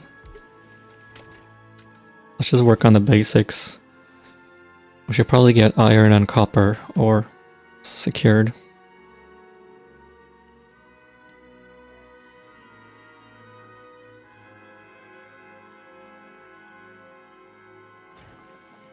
So let me build a little iron factory and copper factory. Or a bacteria thingy.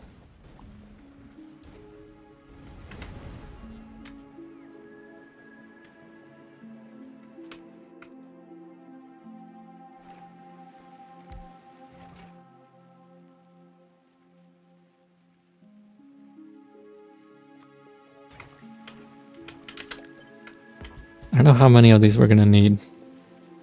Well, let's just start out with 5. Maybe we should do an even number.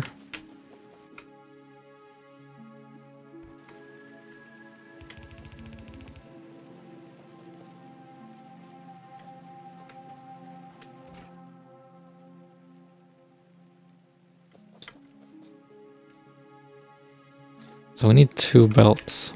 One for bioflux and one for the... And one for the bacteria.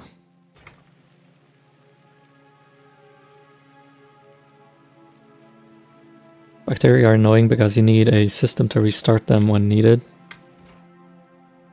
Yeah, if you ever run out of bacteria, then that's probably gonna get annoying, because you have to...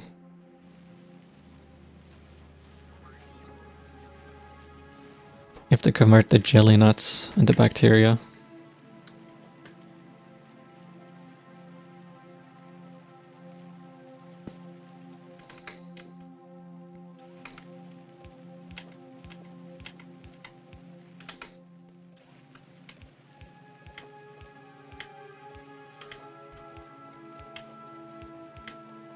Alright. And then we're gonna output bacteria over here, I guess. Crap, we also need nutrients.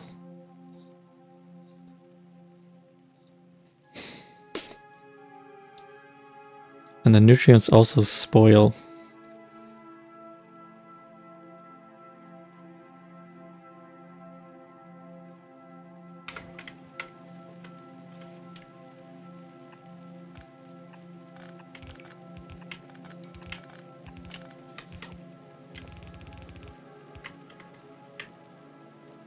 We could do it like that to have a third belt.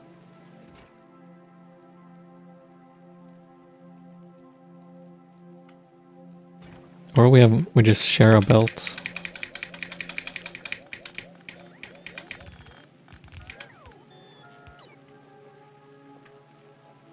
Bioflux can be turned into nutrients locally. That's an interesting idea.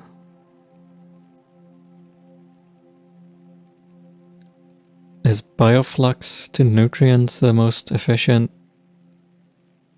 recipe?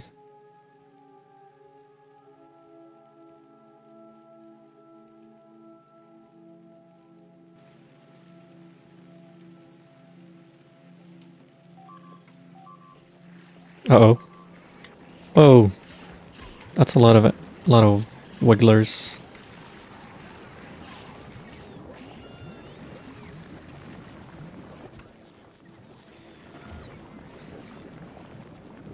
Okay, I think we gotta fix that. You need to turn off when there's already eggs in here.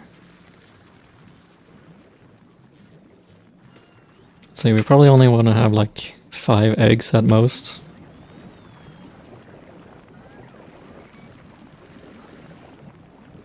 It's the most efficient.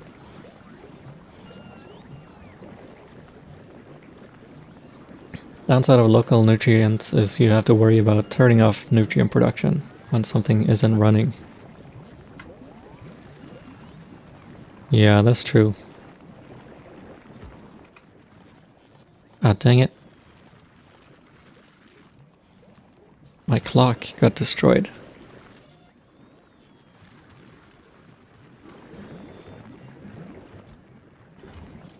Oh wait, why didn't this work?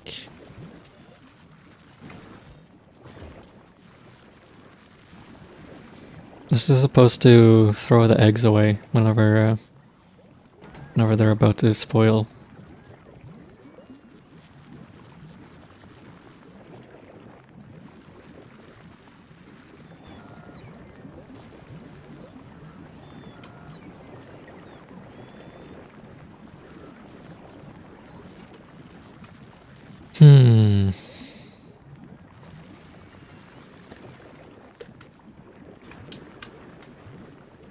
So one thing we could do is like use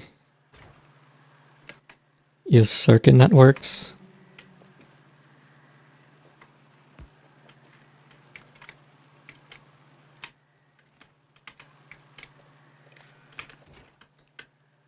And you can set the recipe.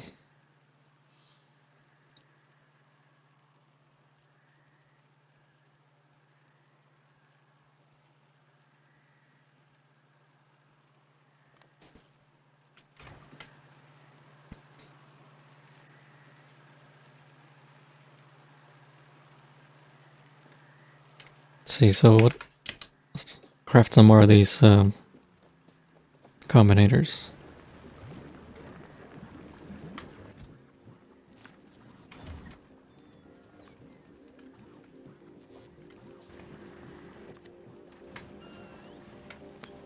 If we use a circuit network to set the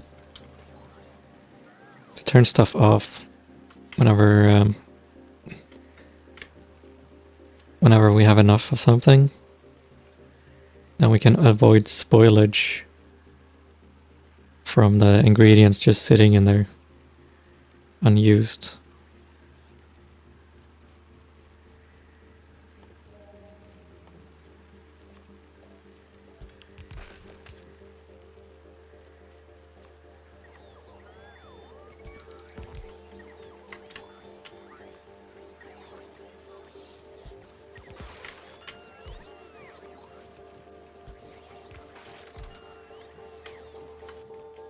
Okay.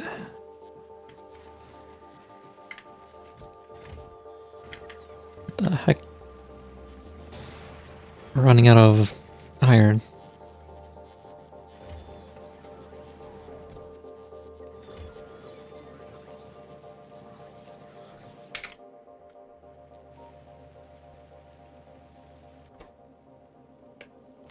Okay, I guess the first thing we gotta fix is our lack of iron. Let me go build some more farming equipment.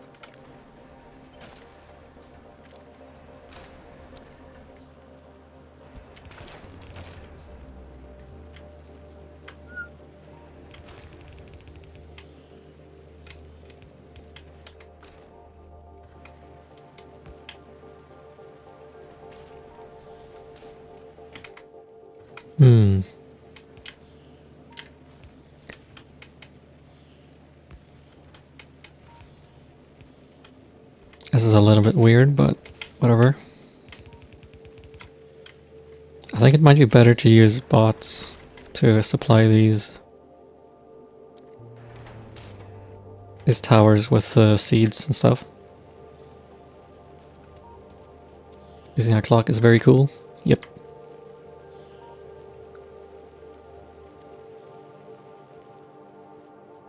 Oh, look at all these jelly nuts.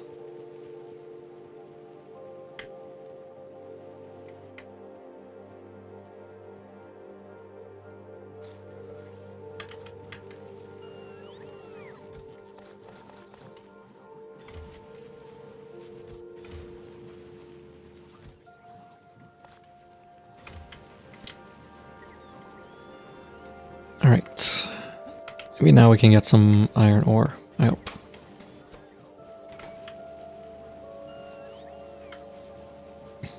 Problem I ran into with bots was that your power supply depended on bots. Yeah, that's an easy way to go get into a death spiral. If you're not able to supply your bots with electricity.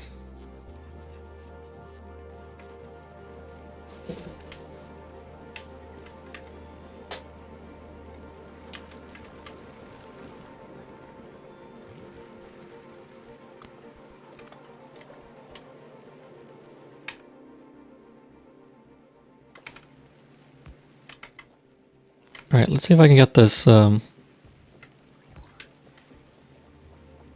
iron bacteria cultivation going somehow.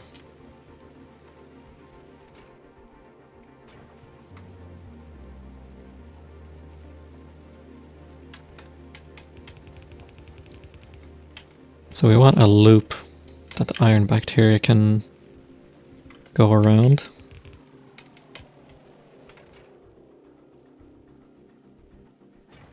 And then we need bioflux and nutrients.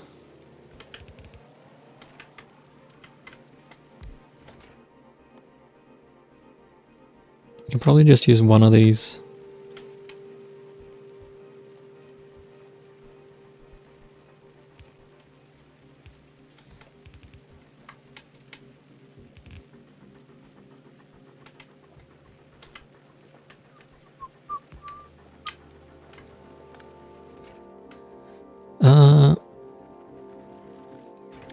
Okay, and then we need to craft bioflux. Which for now we're just using bots.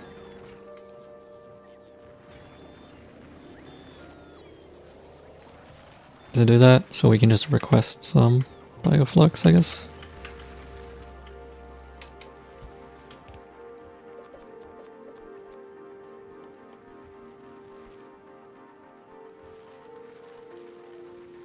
Oh wait, but the pirate chamber that makes nutrients is gonna need nutrients. So can we use an assembler instead? Oh no. It's gotta be a biochamber.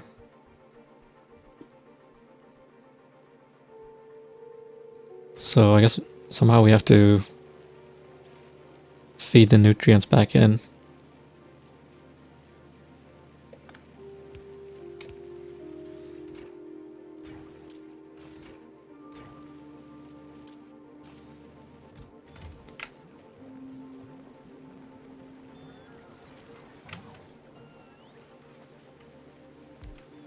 Let's see if this works. You can kickstart it with an assembler. Using spoilage.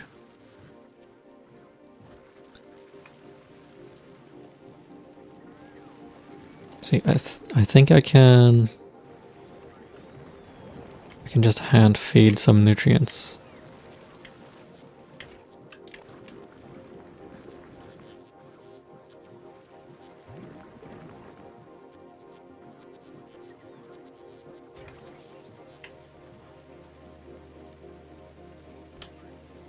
Okay, and then we're gonna need to loop this around.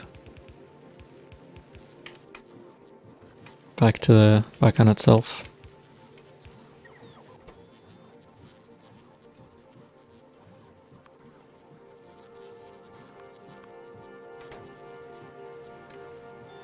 You have a system set up where the robots can on-demand load fresh items into the network.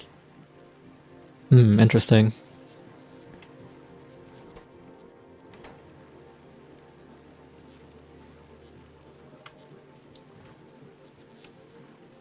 Okay, and then we need another splitter here to take out the spoilage, I guess.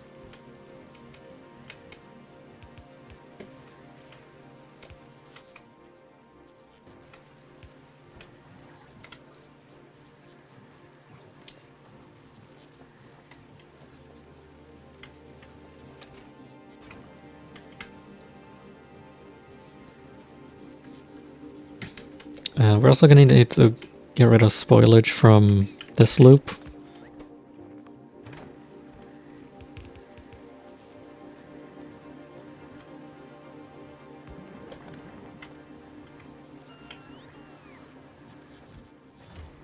Oh wow, look at them all. That's a lot of spoilage.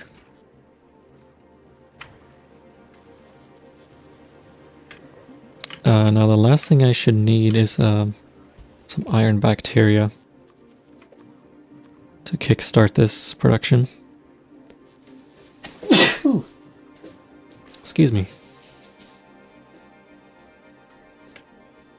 You could kickstart with Yumiko mash. That's provided on demand.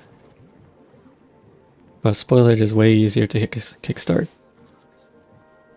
Yeah, I think so.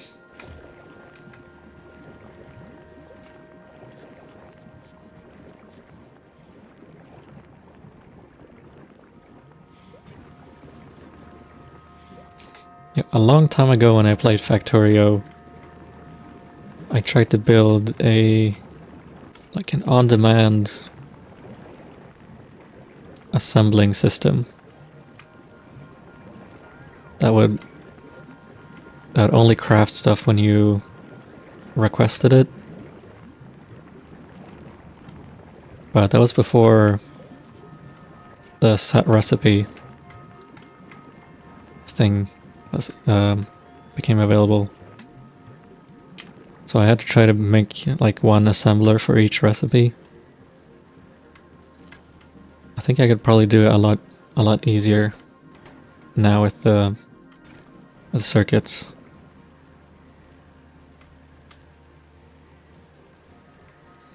But that might be easier, worthwhile to do on Gleba.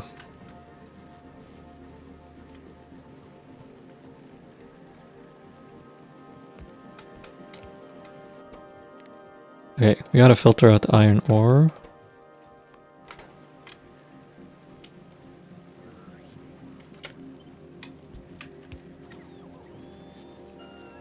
Set recipe stuff is black magic.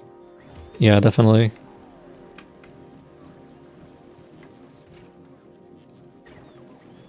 Oh wait, what happened to all my bacteria? Crap, I think all my bacteria got got spoiled inside of the biochambers.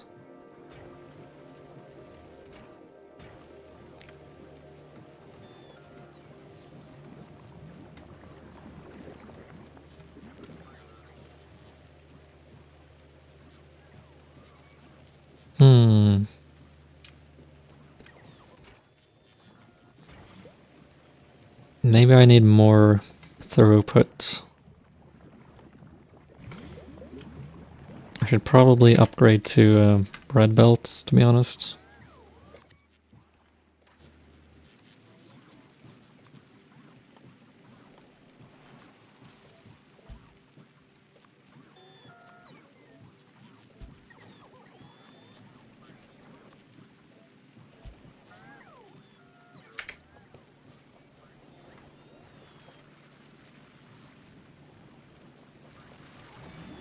Yeah, probably.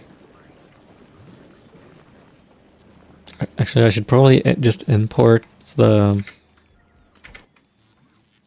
turbo belts from Vulcanus.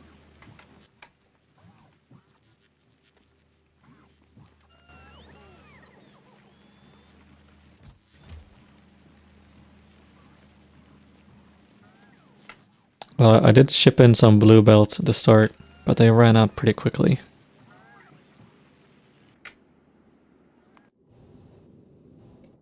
I could send my ship back.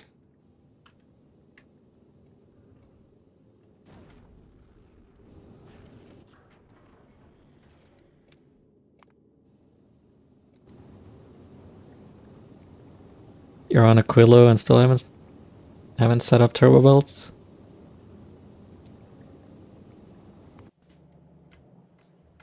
I think it should be fairly easy to set up.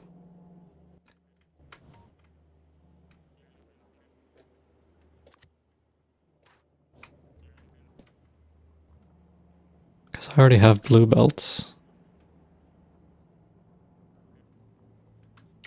I just need some assemblers for turbo belts.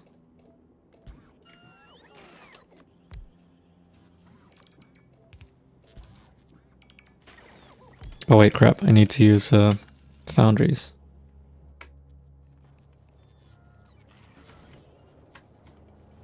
What he did set up is jelly nut to jelly to bacteria with the assemblers that activates when the network requests bacteria. That's probably a good way to do it so you don't end up overproducing bacteria.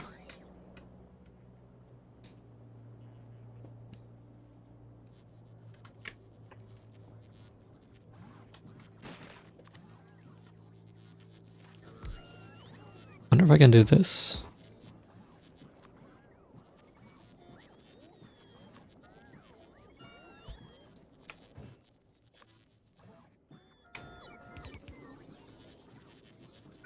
That kind of worked, actually.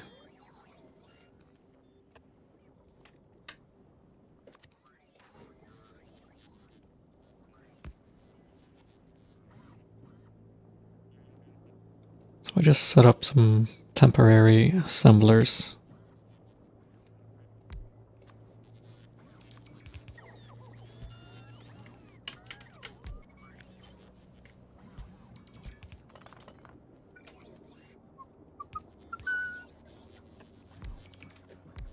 That way one Kickstarter could provide for any number of modular iron productions, each of which only need to request to turn on a request chest. Damn, that's really smart.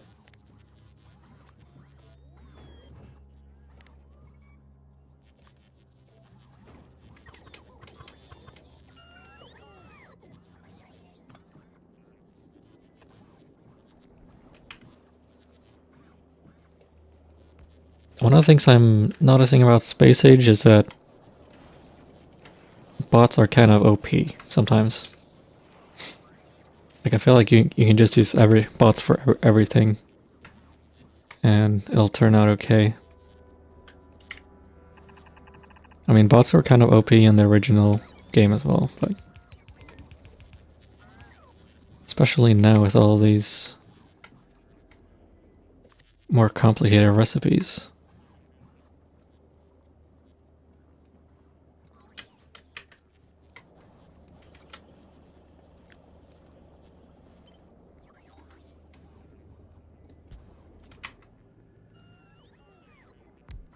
It took you a while to hit upon that solution. Bots are nice, basically use them for everything that is in science on the different planets. Yeah, I'm trying not to rely too much on bots, because I like the challenge of building stuff with belts and trains and stuff. Vulcanus has no main belt. Yeah, neither does my Vulcanus build.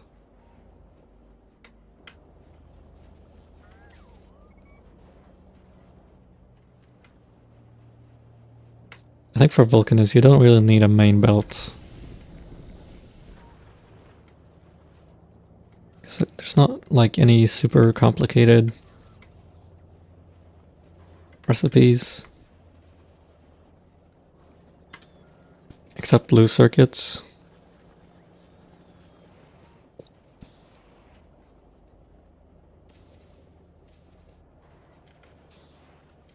So this factory ended up being like a modular belt setup. Plus the liquid metals makes it a lot easier.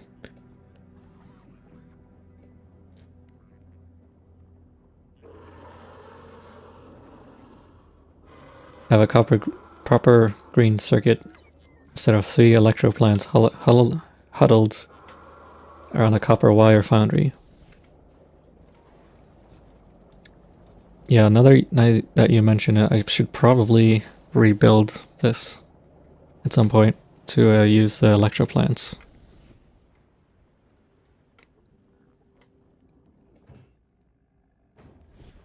The last thing we need is tungsten.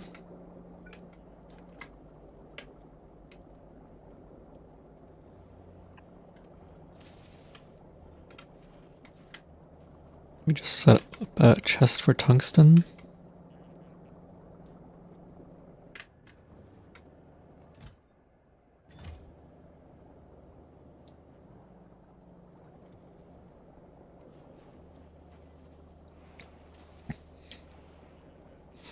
Took you so long to switch to foundries on Novice? Yeah. Honestly, I think I'm just not gonna use the Novice base for anything except science labs. Like, eventually I want to move all of the science production off-world. Because, like, a lot of these sciences you can build way faster on Vulcanus, for example.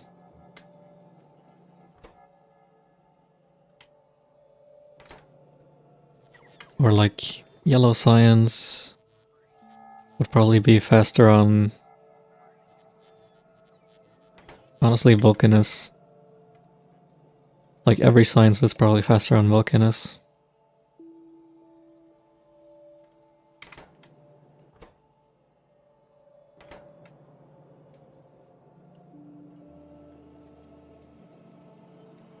Yeah, it's kind of cool, have it producing all of some of the non-planet specific sciences off-world.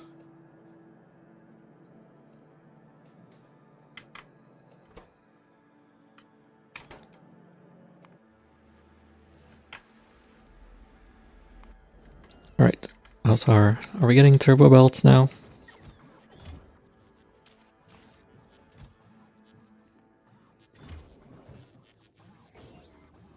Yes, we are.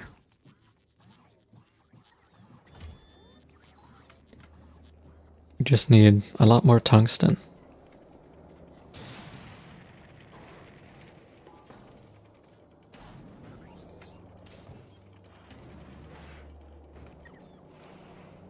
Tungsten is a little bit slow, but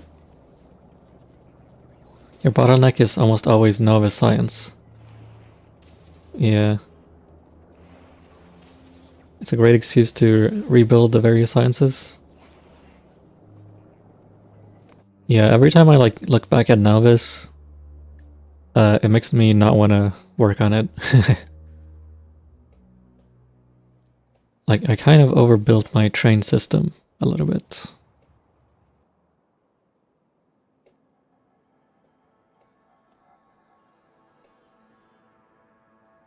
But it does look cool. It's just not very useful. I think Novice was kind of a relearning the game type of experience for me. Because I just came back after not playing the game for several years. Very sexy city blocks. Yeah, they're not like real city blocks. They're just on a grid. Yeah, the new planets are really interesting. It's the Novice is kind of boring compared to all the new ones.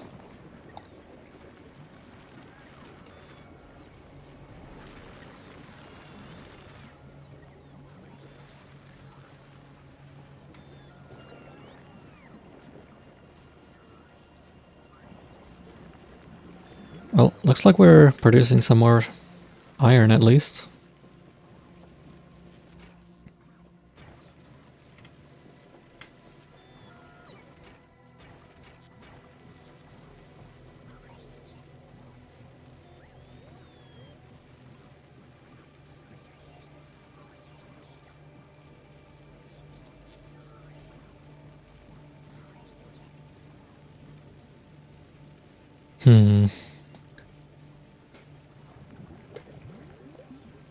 After Gleba, you unlock some cool stuff for Novice that makes it more interesting. Oh yeah, I think you can unlock like what was it? This one, captivity, to capture spawners somehow.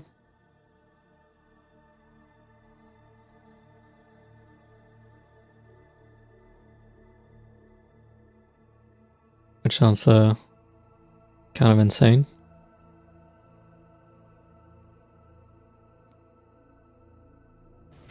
Is it possible to can you move the spawner after you've captured it? Or does it like have to be in the place that it was captured?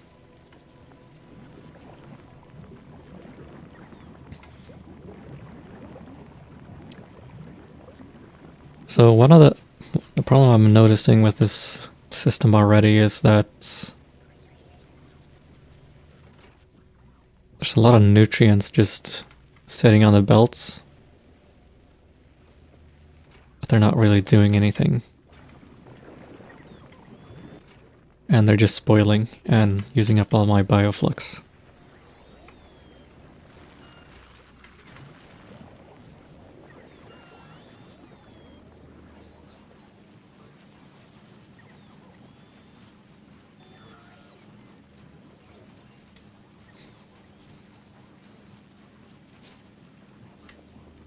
So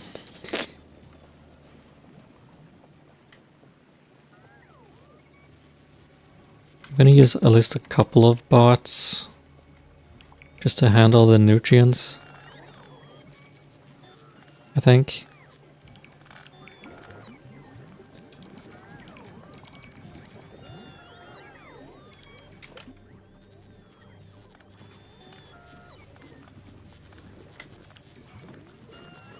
You can limit the amount of nutrients on the belt by stopping bioflux feed when it hits a certain amount. I could do that, but I think I'm just gonna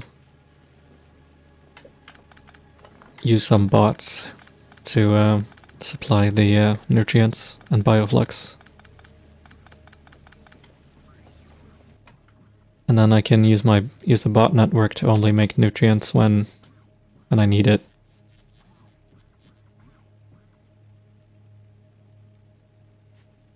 For you have a belt of nutrients that goes through the entire base. So I don't have experience with local nutrients. Yeah, I think it's easier to just produce nutrients at a remote location.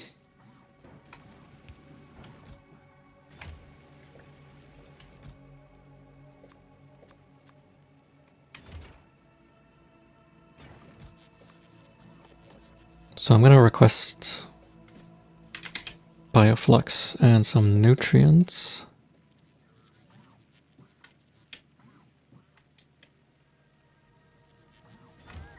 Actually, I wonder if I can set the requests based on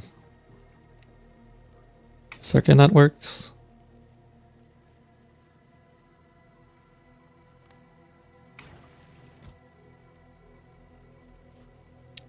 That's going to request bacteria, which I don't really want.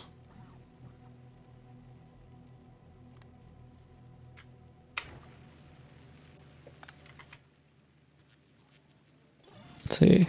Let me put down a combinator.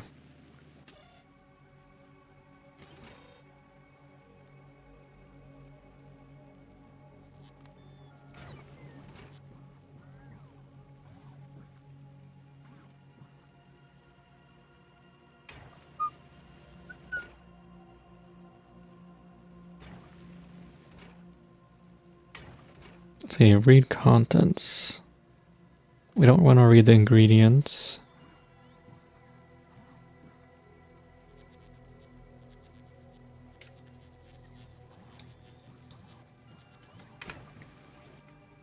So I think what I can do here is if I take a arithmetic combinator,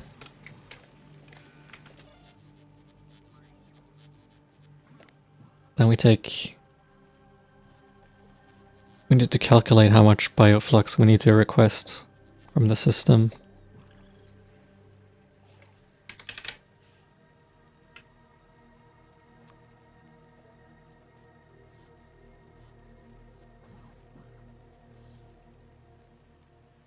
Which is just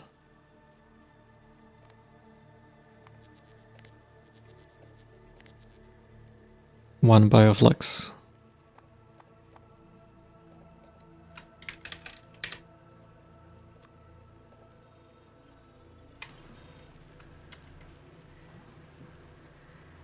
Then I guess we need another combinator to do the nutrients.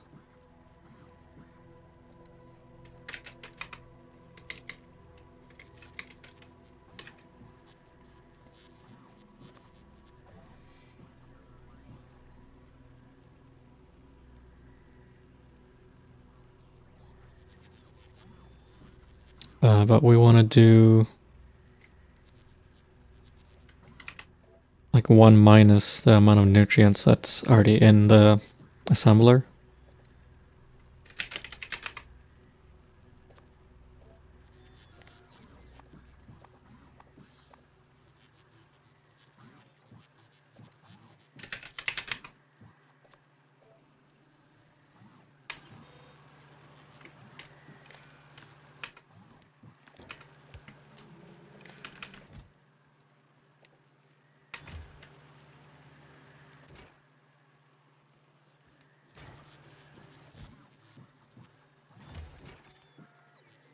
Oh, actually, I think this one should also be like 1 minus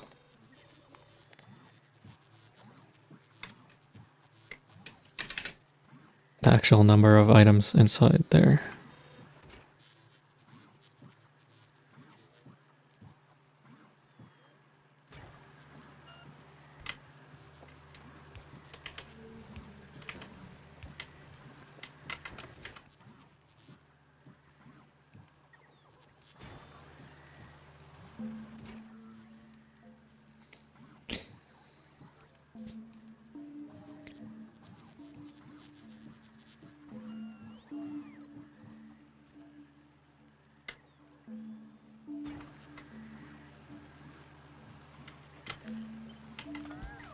Okay, I think this might work.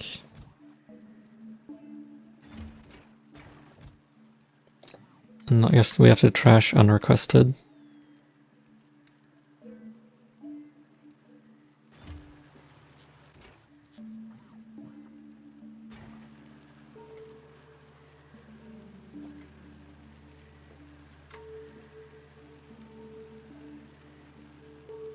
See, we can also do like one for iron bacteria. That way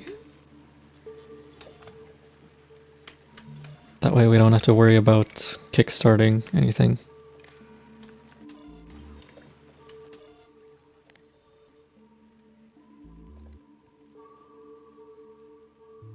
What you've been doing was reading the entire belt and enabling disabling based on the nutrients on the belt for the bioflux to nutrients recipe.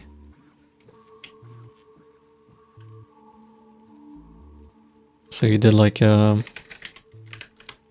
read all from the belt.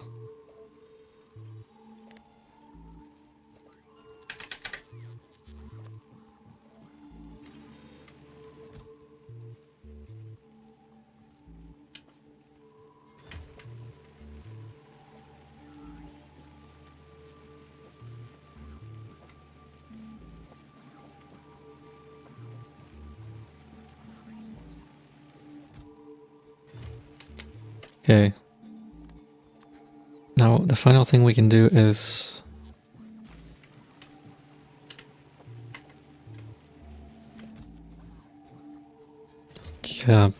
grab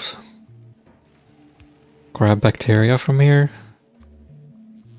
Only if we don't have any bacteria on the circuit net on the logistics network.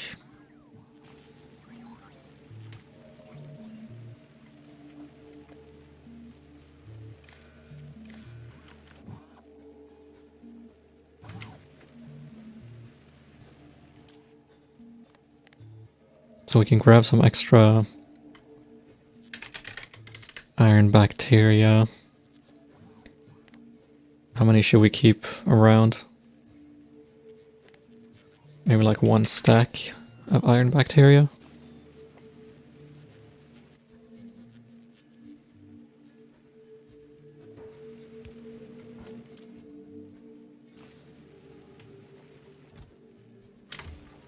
Okay, now we just need 1 bacteria to kickstart this. Yeah, I'm just gonna take these down for now.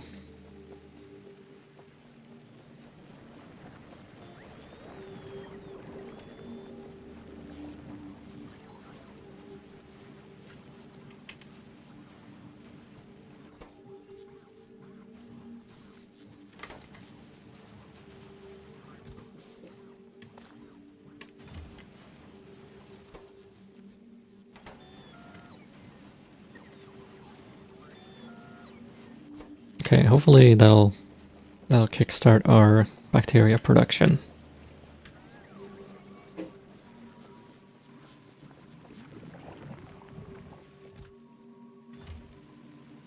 Oh, crap, it's just gonna like... Oh, well, I guess that's fine.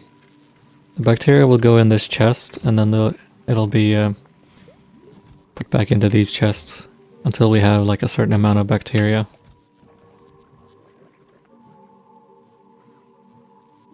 But they spoil so fast. Let's just lower that to 10.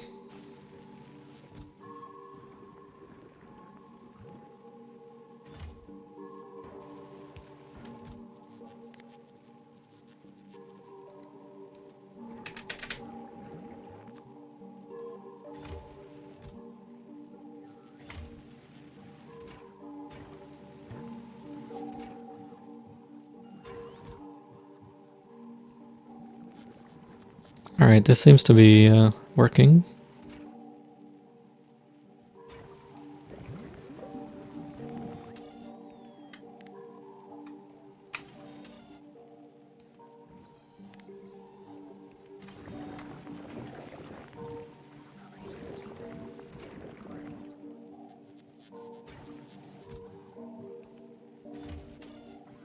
We just need a bigger buffer of ingredients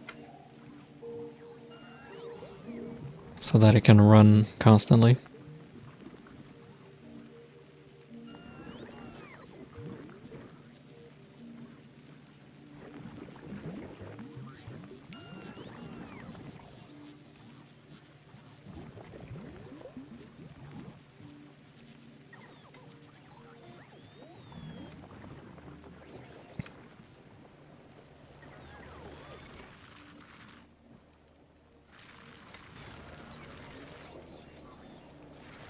Hmm.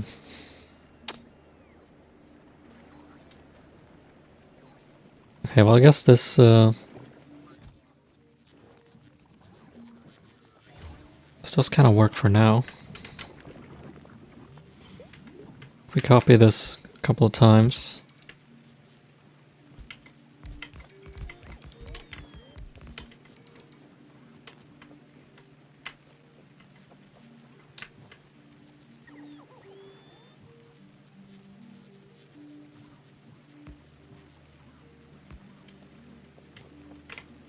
You can put an unload right in front of the load so it can immediately pick up.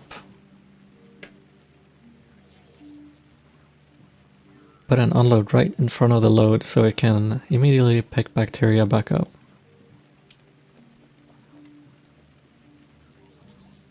Like over here somewhere. Oops.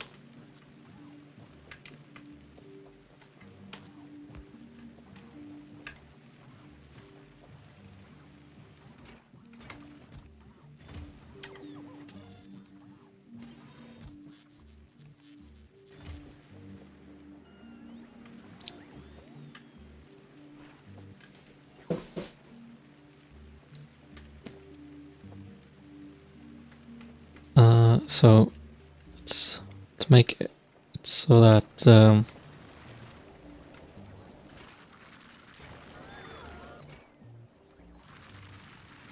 we should only be producing bioflux.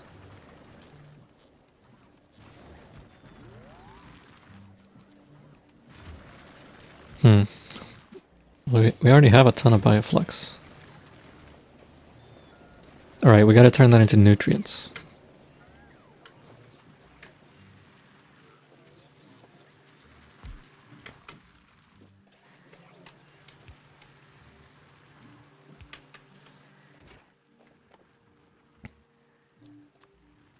So if we take bioflux,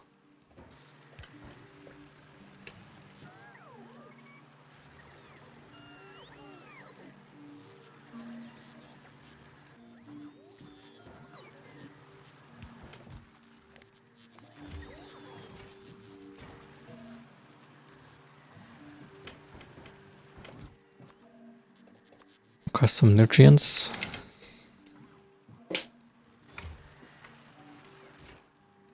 I do not have any nutrients.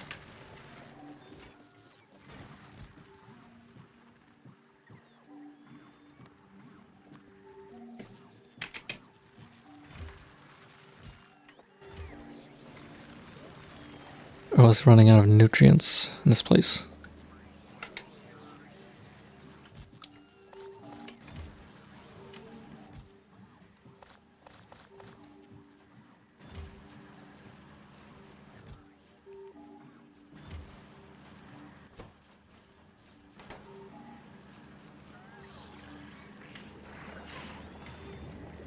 Oops, some more eggs just popped.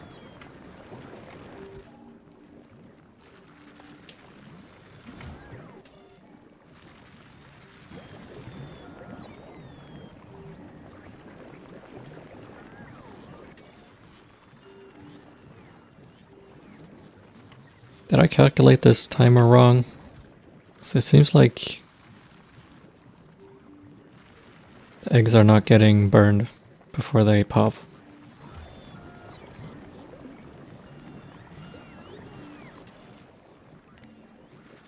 What if I set this to 9,000?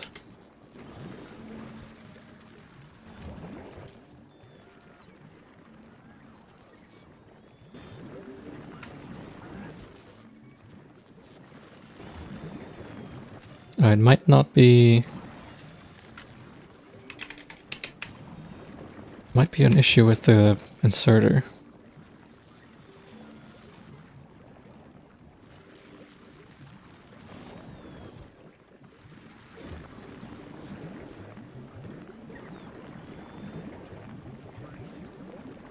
Timer is so much more efficient.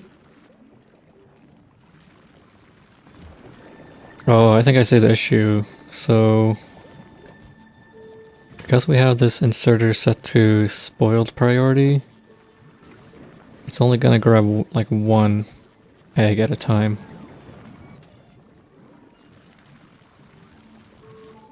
So yeah, we gotta set this to like pretty low value.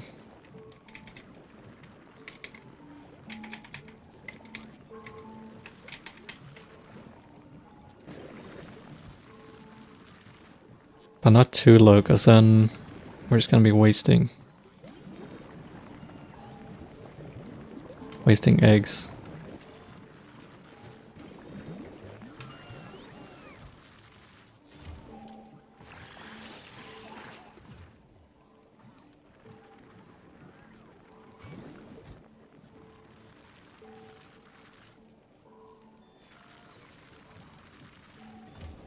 Or I guess I can turn off spoiled priority. Let's see if that works. I'm just gonna delete all the eggs, but only every couple of minutes.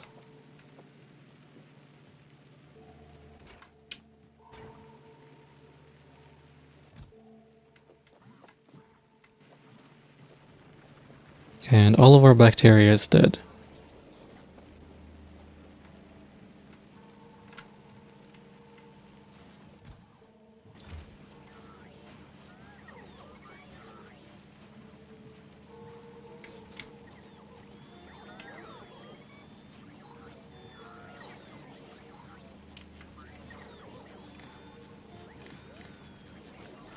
I'm just gonna hook this thing up so it only enables when iron bacteria is below 2 or something.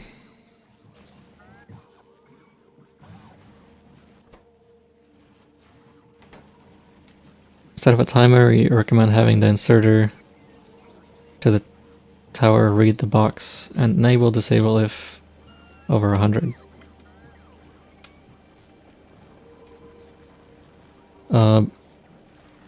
Yeah, but we're not gonna get 100 pentapod eggs.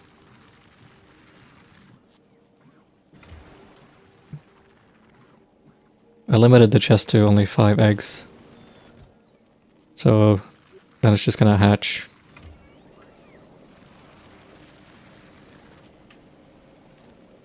You just constantly run the egg maker and burn extra eggs.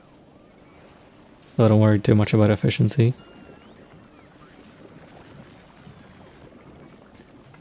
Yeah, that's one way to do it, I guess.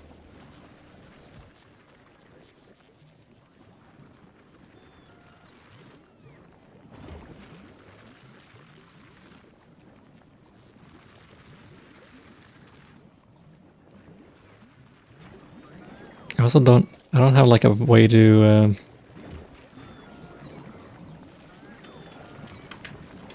make sure that my eggs never die. Theoretically, all my eggs could spoil.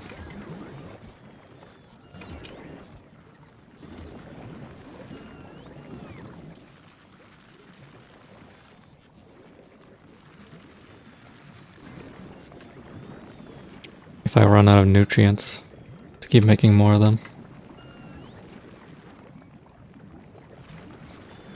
So I'll have to fix that in the future.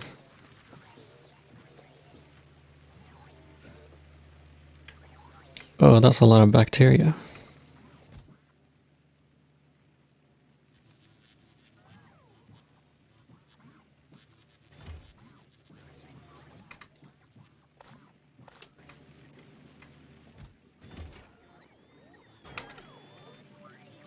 Okay, I gotta fix this. Let's make this a storage chest.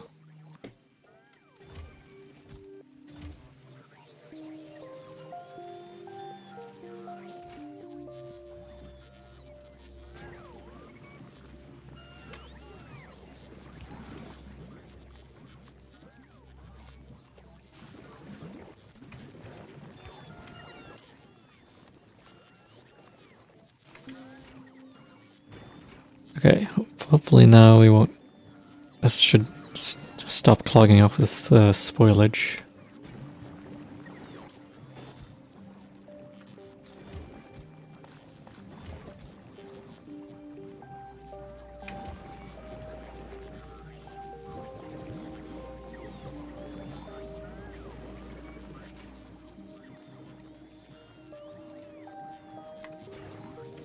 Okay, so maybe here we can use the set recipe thing. So if I grab a combinator, and then we input the network contents. So if the nutrients... Where's the nutrients? If the nutrients on the network is less than, say, 50, then we want to output the nutrient from Bioflex recipe. And then we can do set recipe.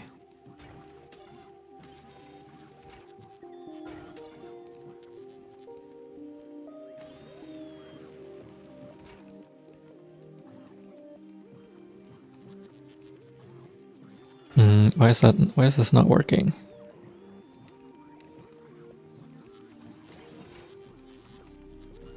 The recipe is still turned on for some reason.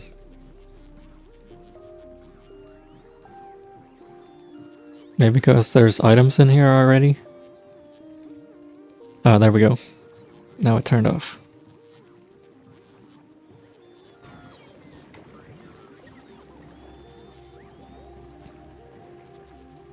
And then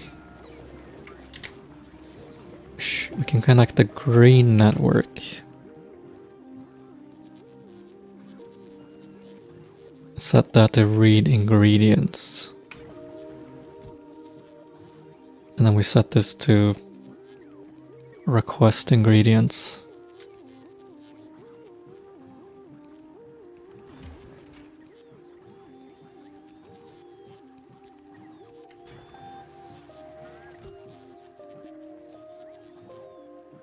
Delete this.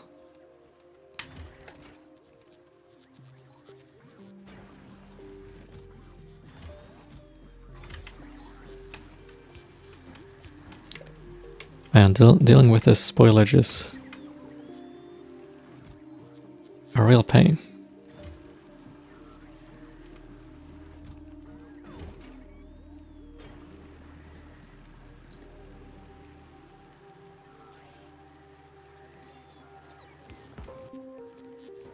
I think I need to output the items back into the logistics network.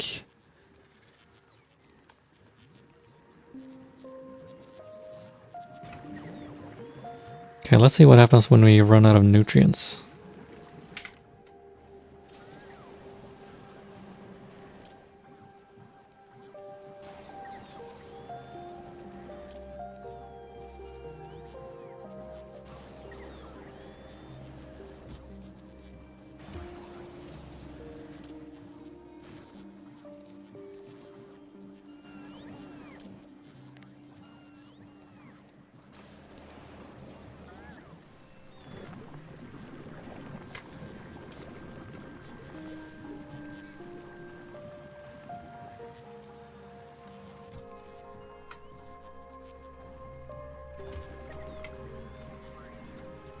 Alright, this seems to be actually running now, more or less.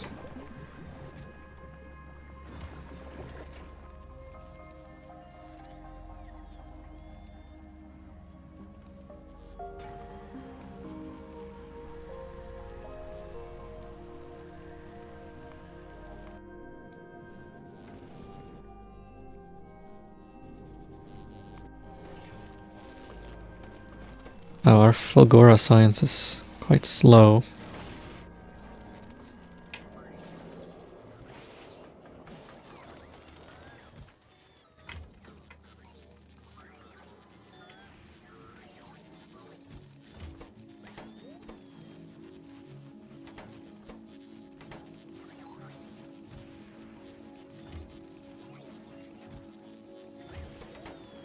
Although, looks like we're not running out of green circuits anymore.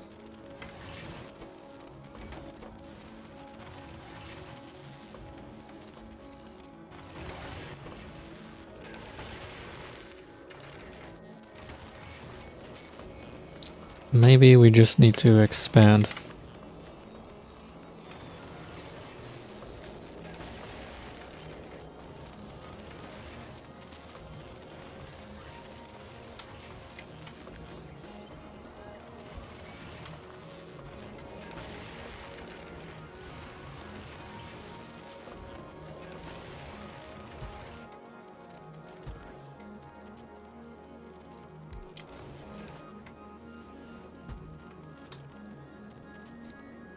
Okay, I think this is...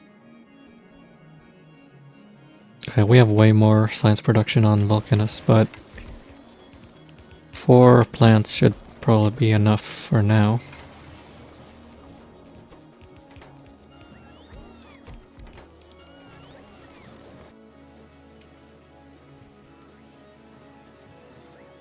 So we can finally get this mech armor.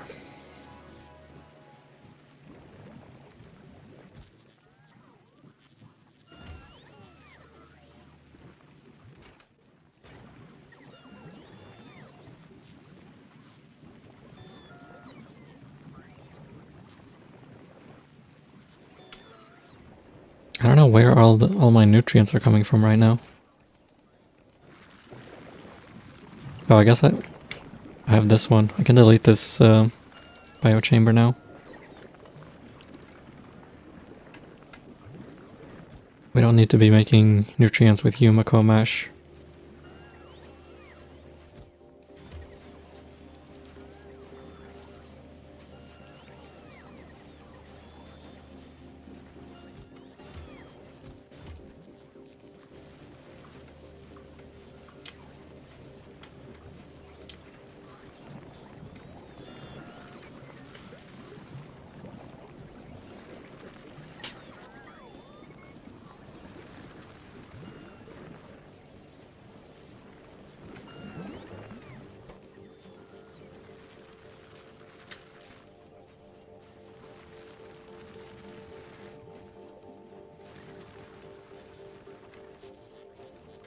Wow, Yumiko takes an entire hour to spoil.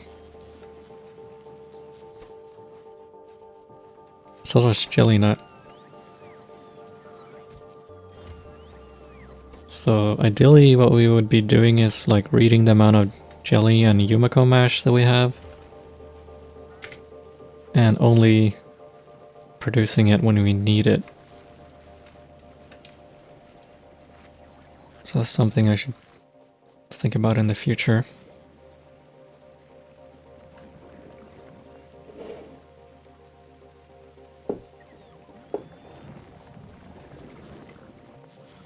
Fruits are really easy to ship in via train. Yeah, I was thinking about that earlier too.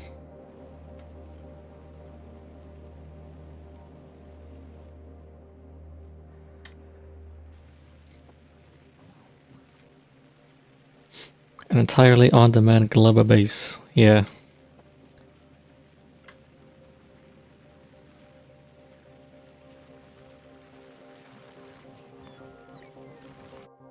There's unclaimed items? How did this end up here?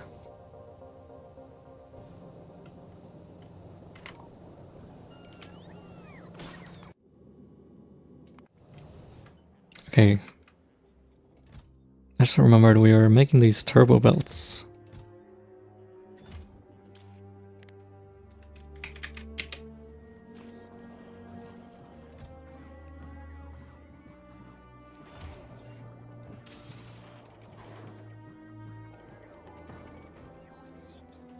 So we can ship in turbo belts now.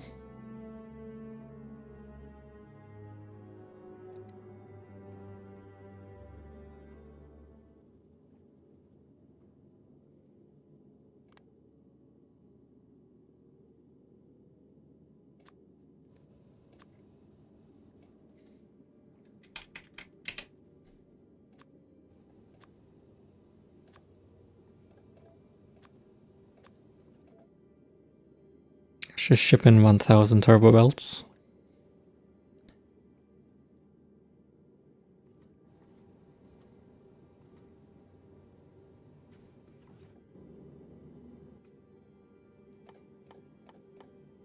And it might be good to expand our cargo a little bit.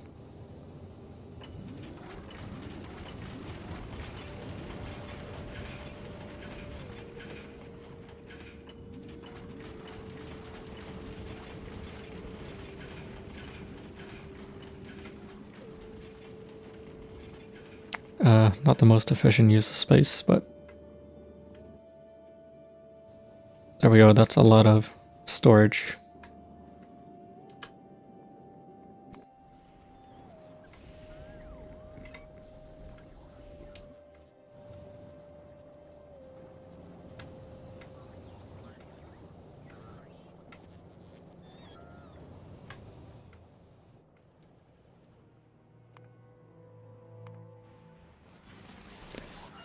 Not enough logistics storage on Fulgora. What else is new?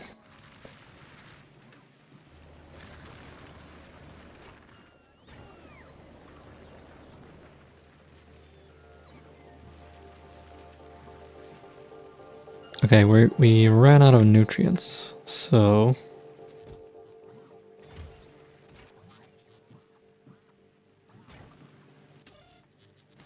we need like one of these, maybe?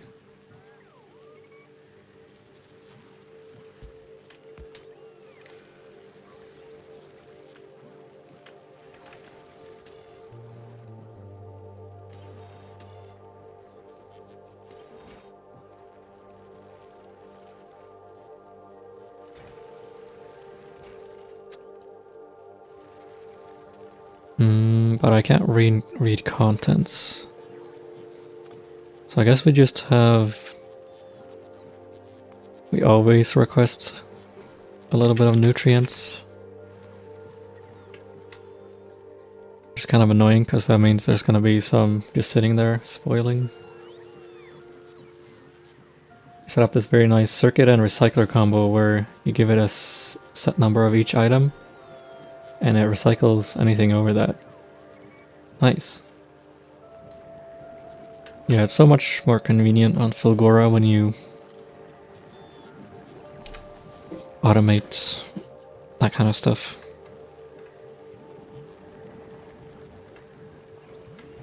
Because if there's anything that can clog up, eventually it will clog up.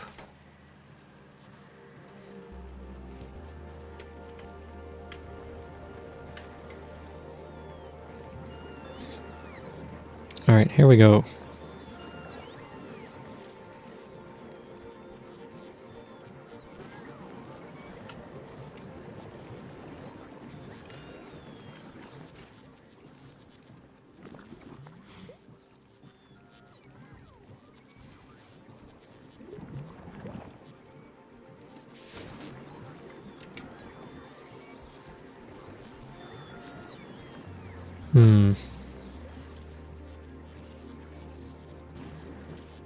Suppose we set this one to not take out nutrients.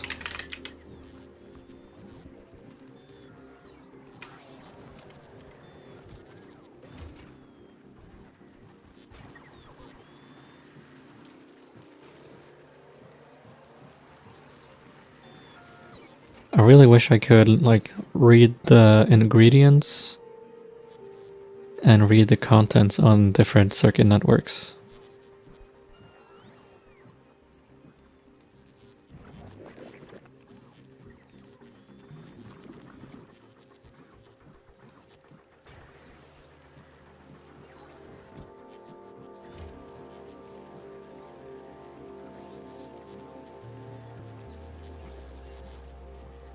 There might be a way to do it if you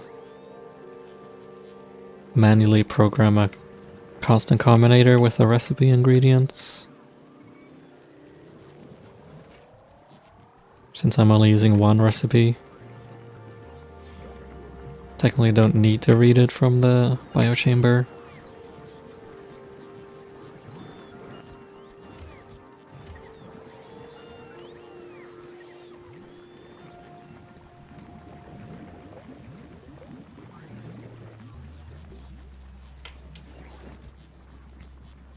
At least we're getting a lot of iron ore.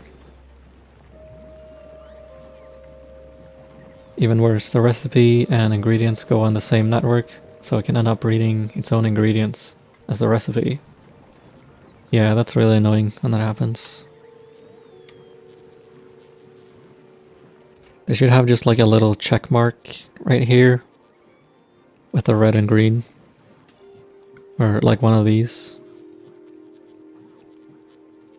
To select which network to output to. That would just fix everything.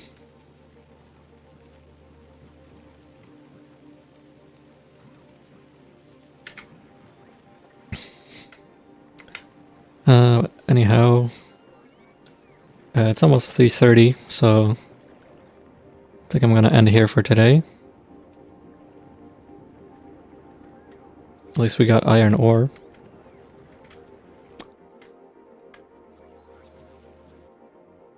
Yeah, thank you everyone for watching. Next stream will be tomorrow.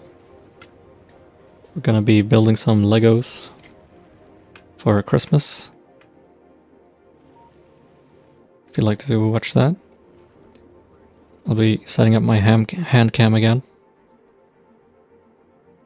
And if you haven't seen my announcement already, I'll just pop it up on screen. I'll be streaming from Japan starting next year. So after tomorrow's stream, I'm gonna be going on hiatus until I've settled down in Japan. So that'll be the last stream for a while, but I will come back sometime next year. I'll be busy with family. No problem, Linergs. Have a good Christmas. Congrats with the move, thank you. Yep. I think that's all that I have for you guys today. Thank you, Atomic Banana.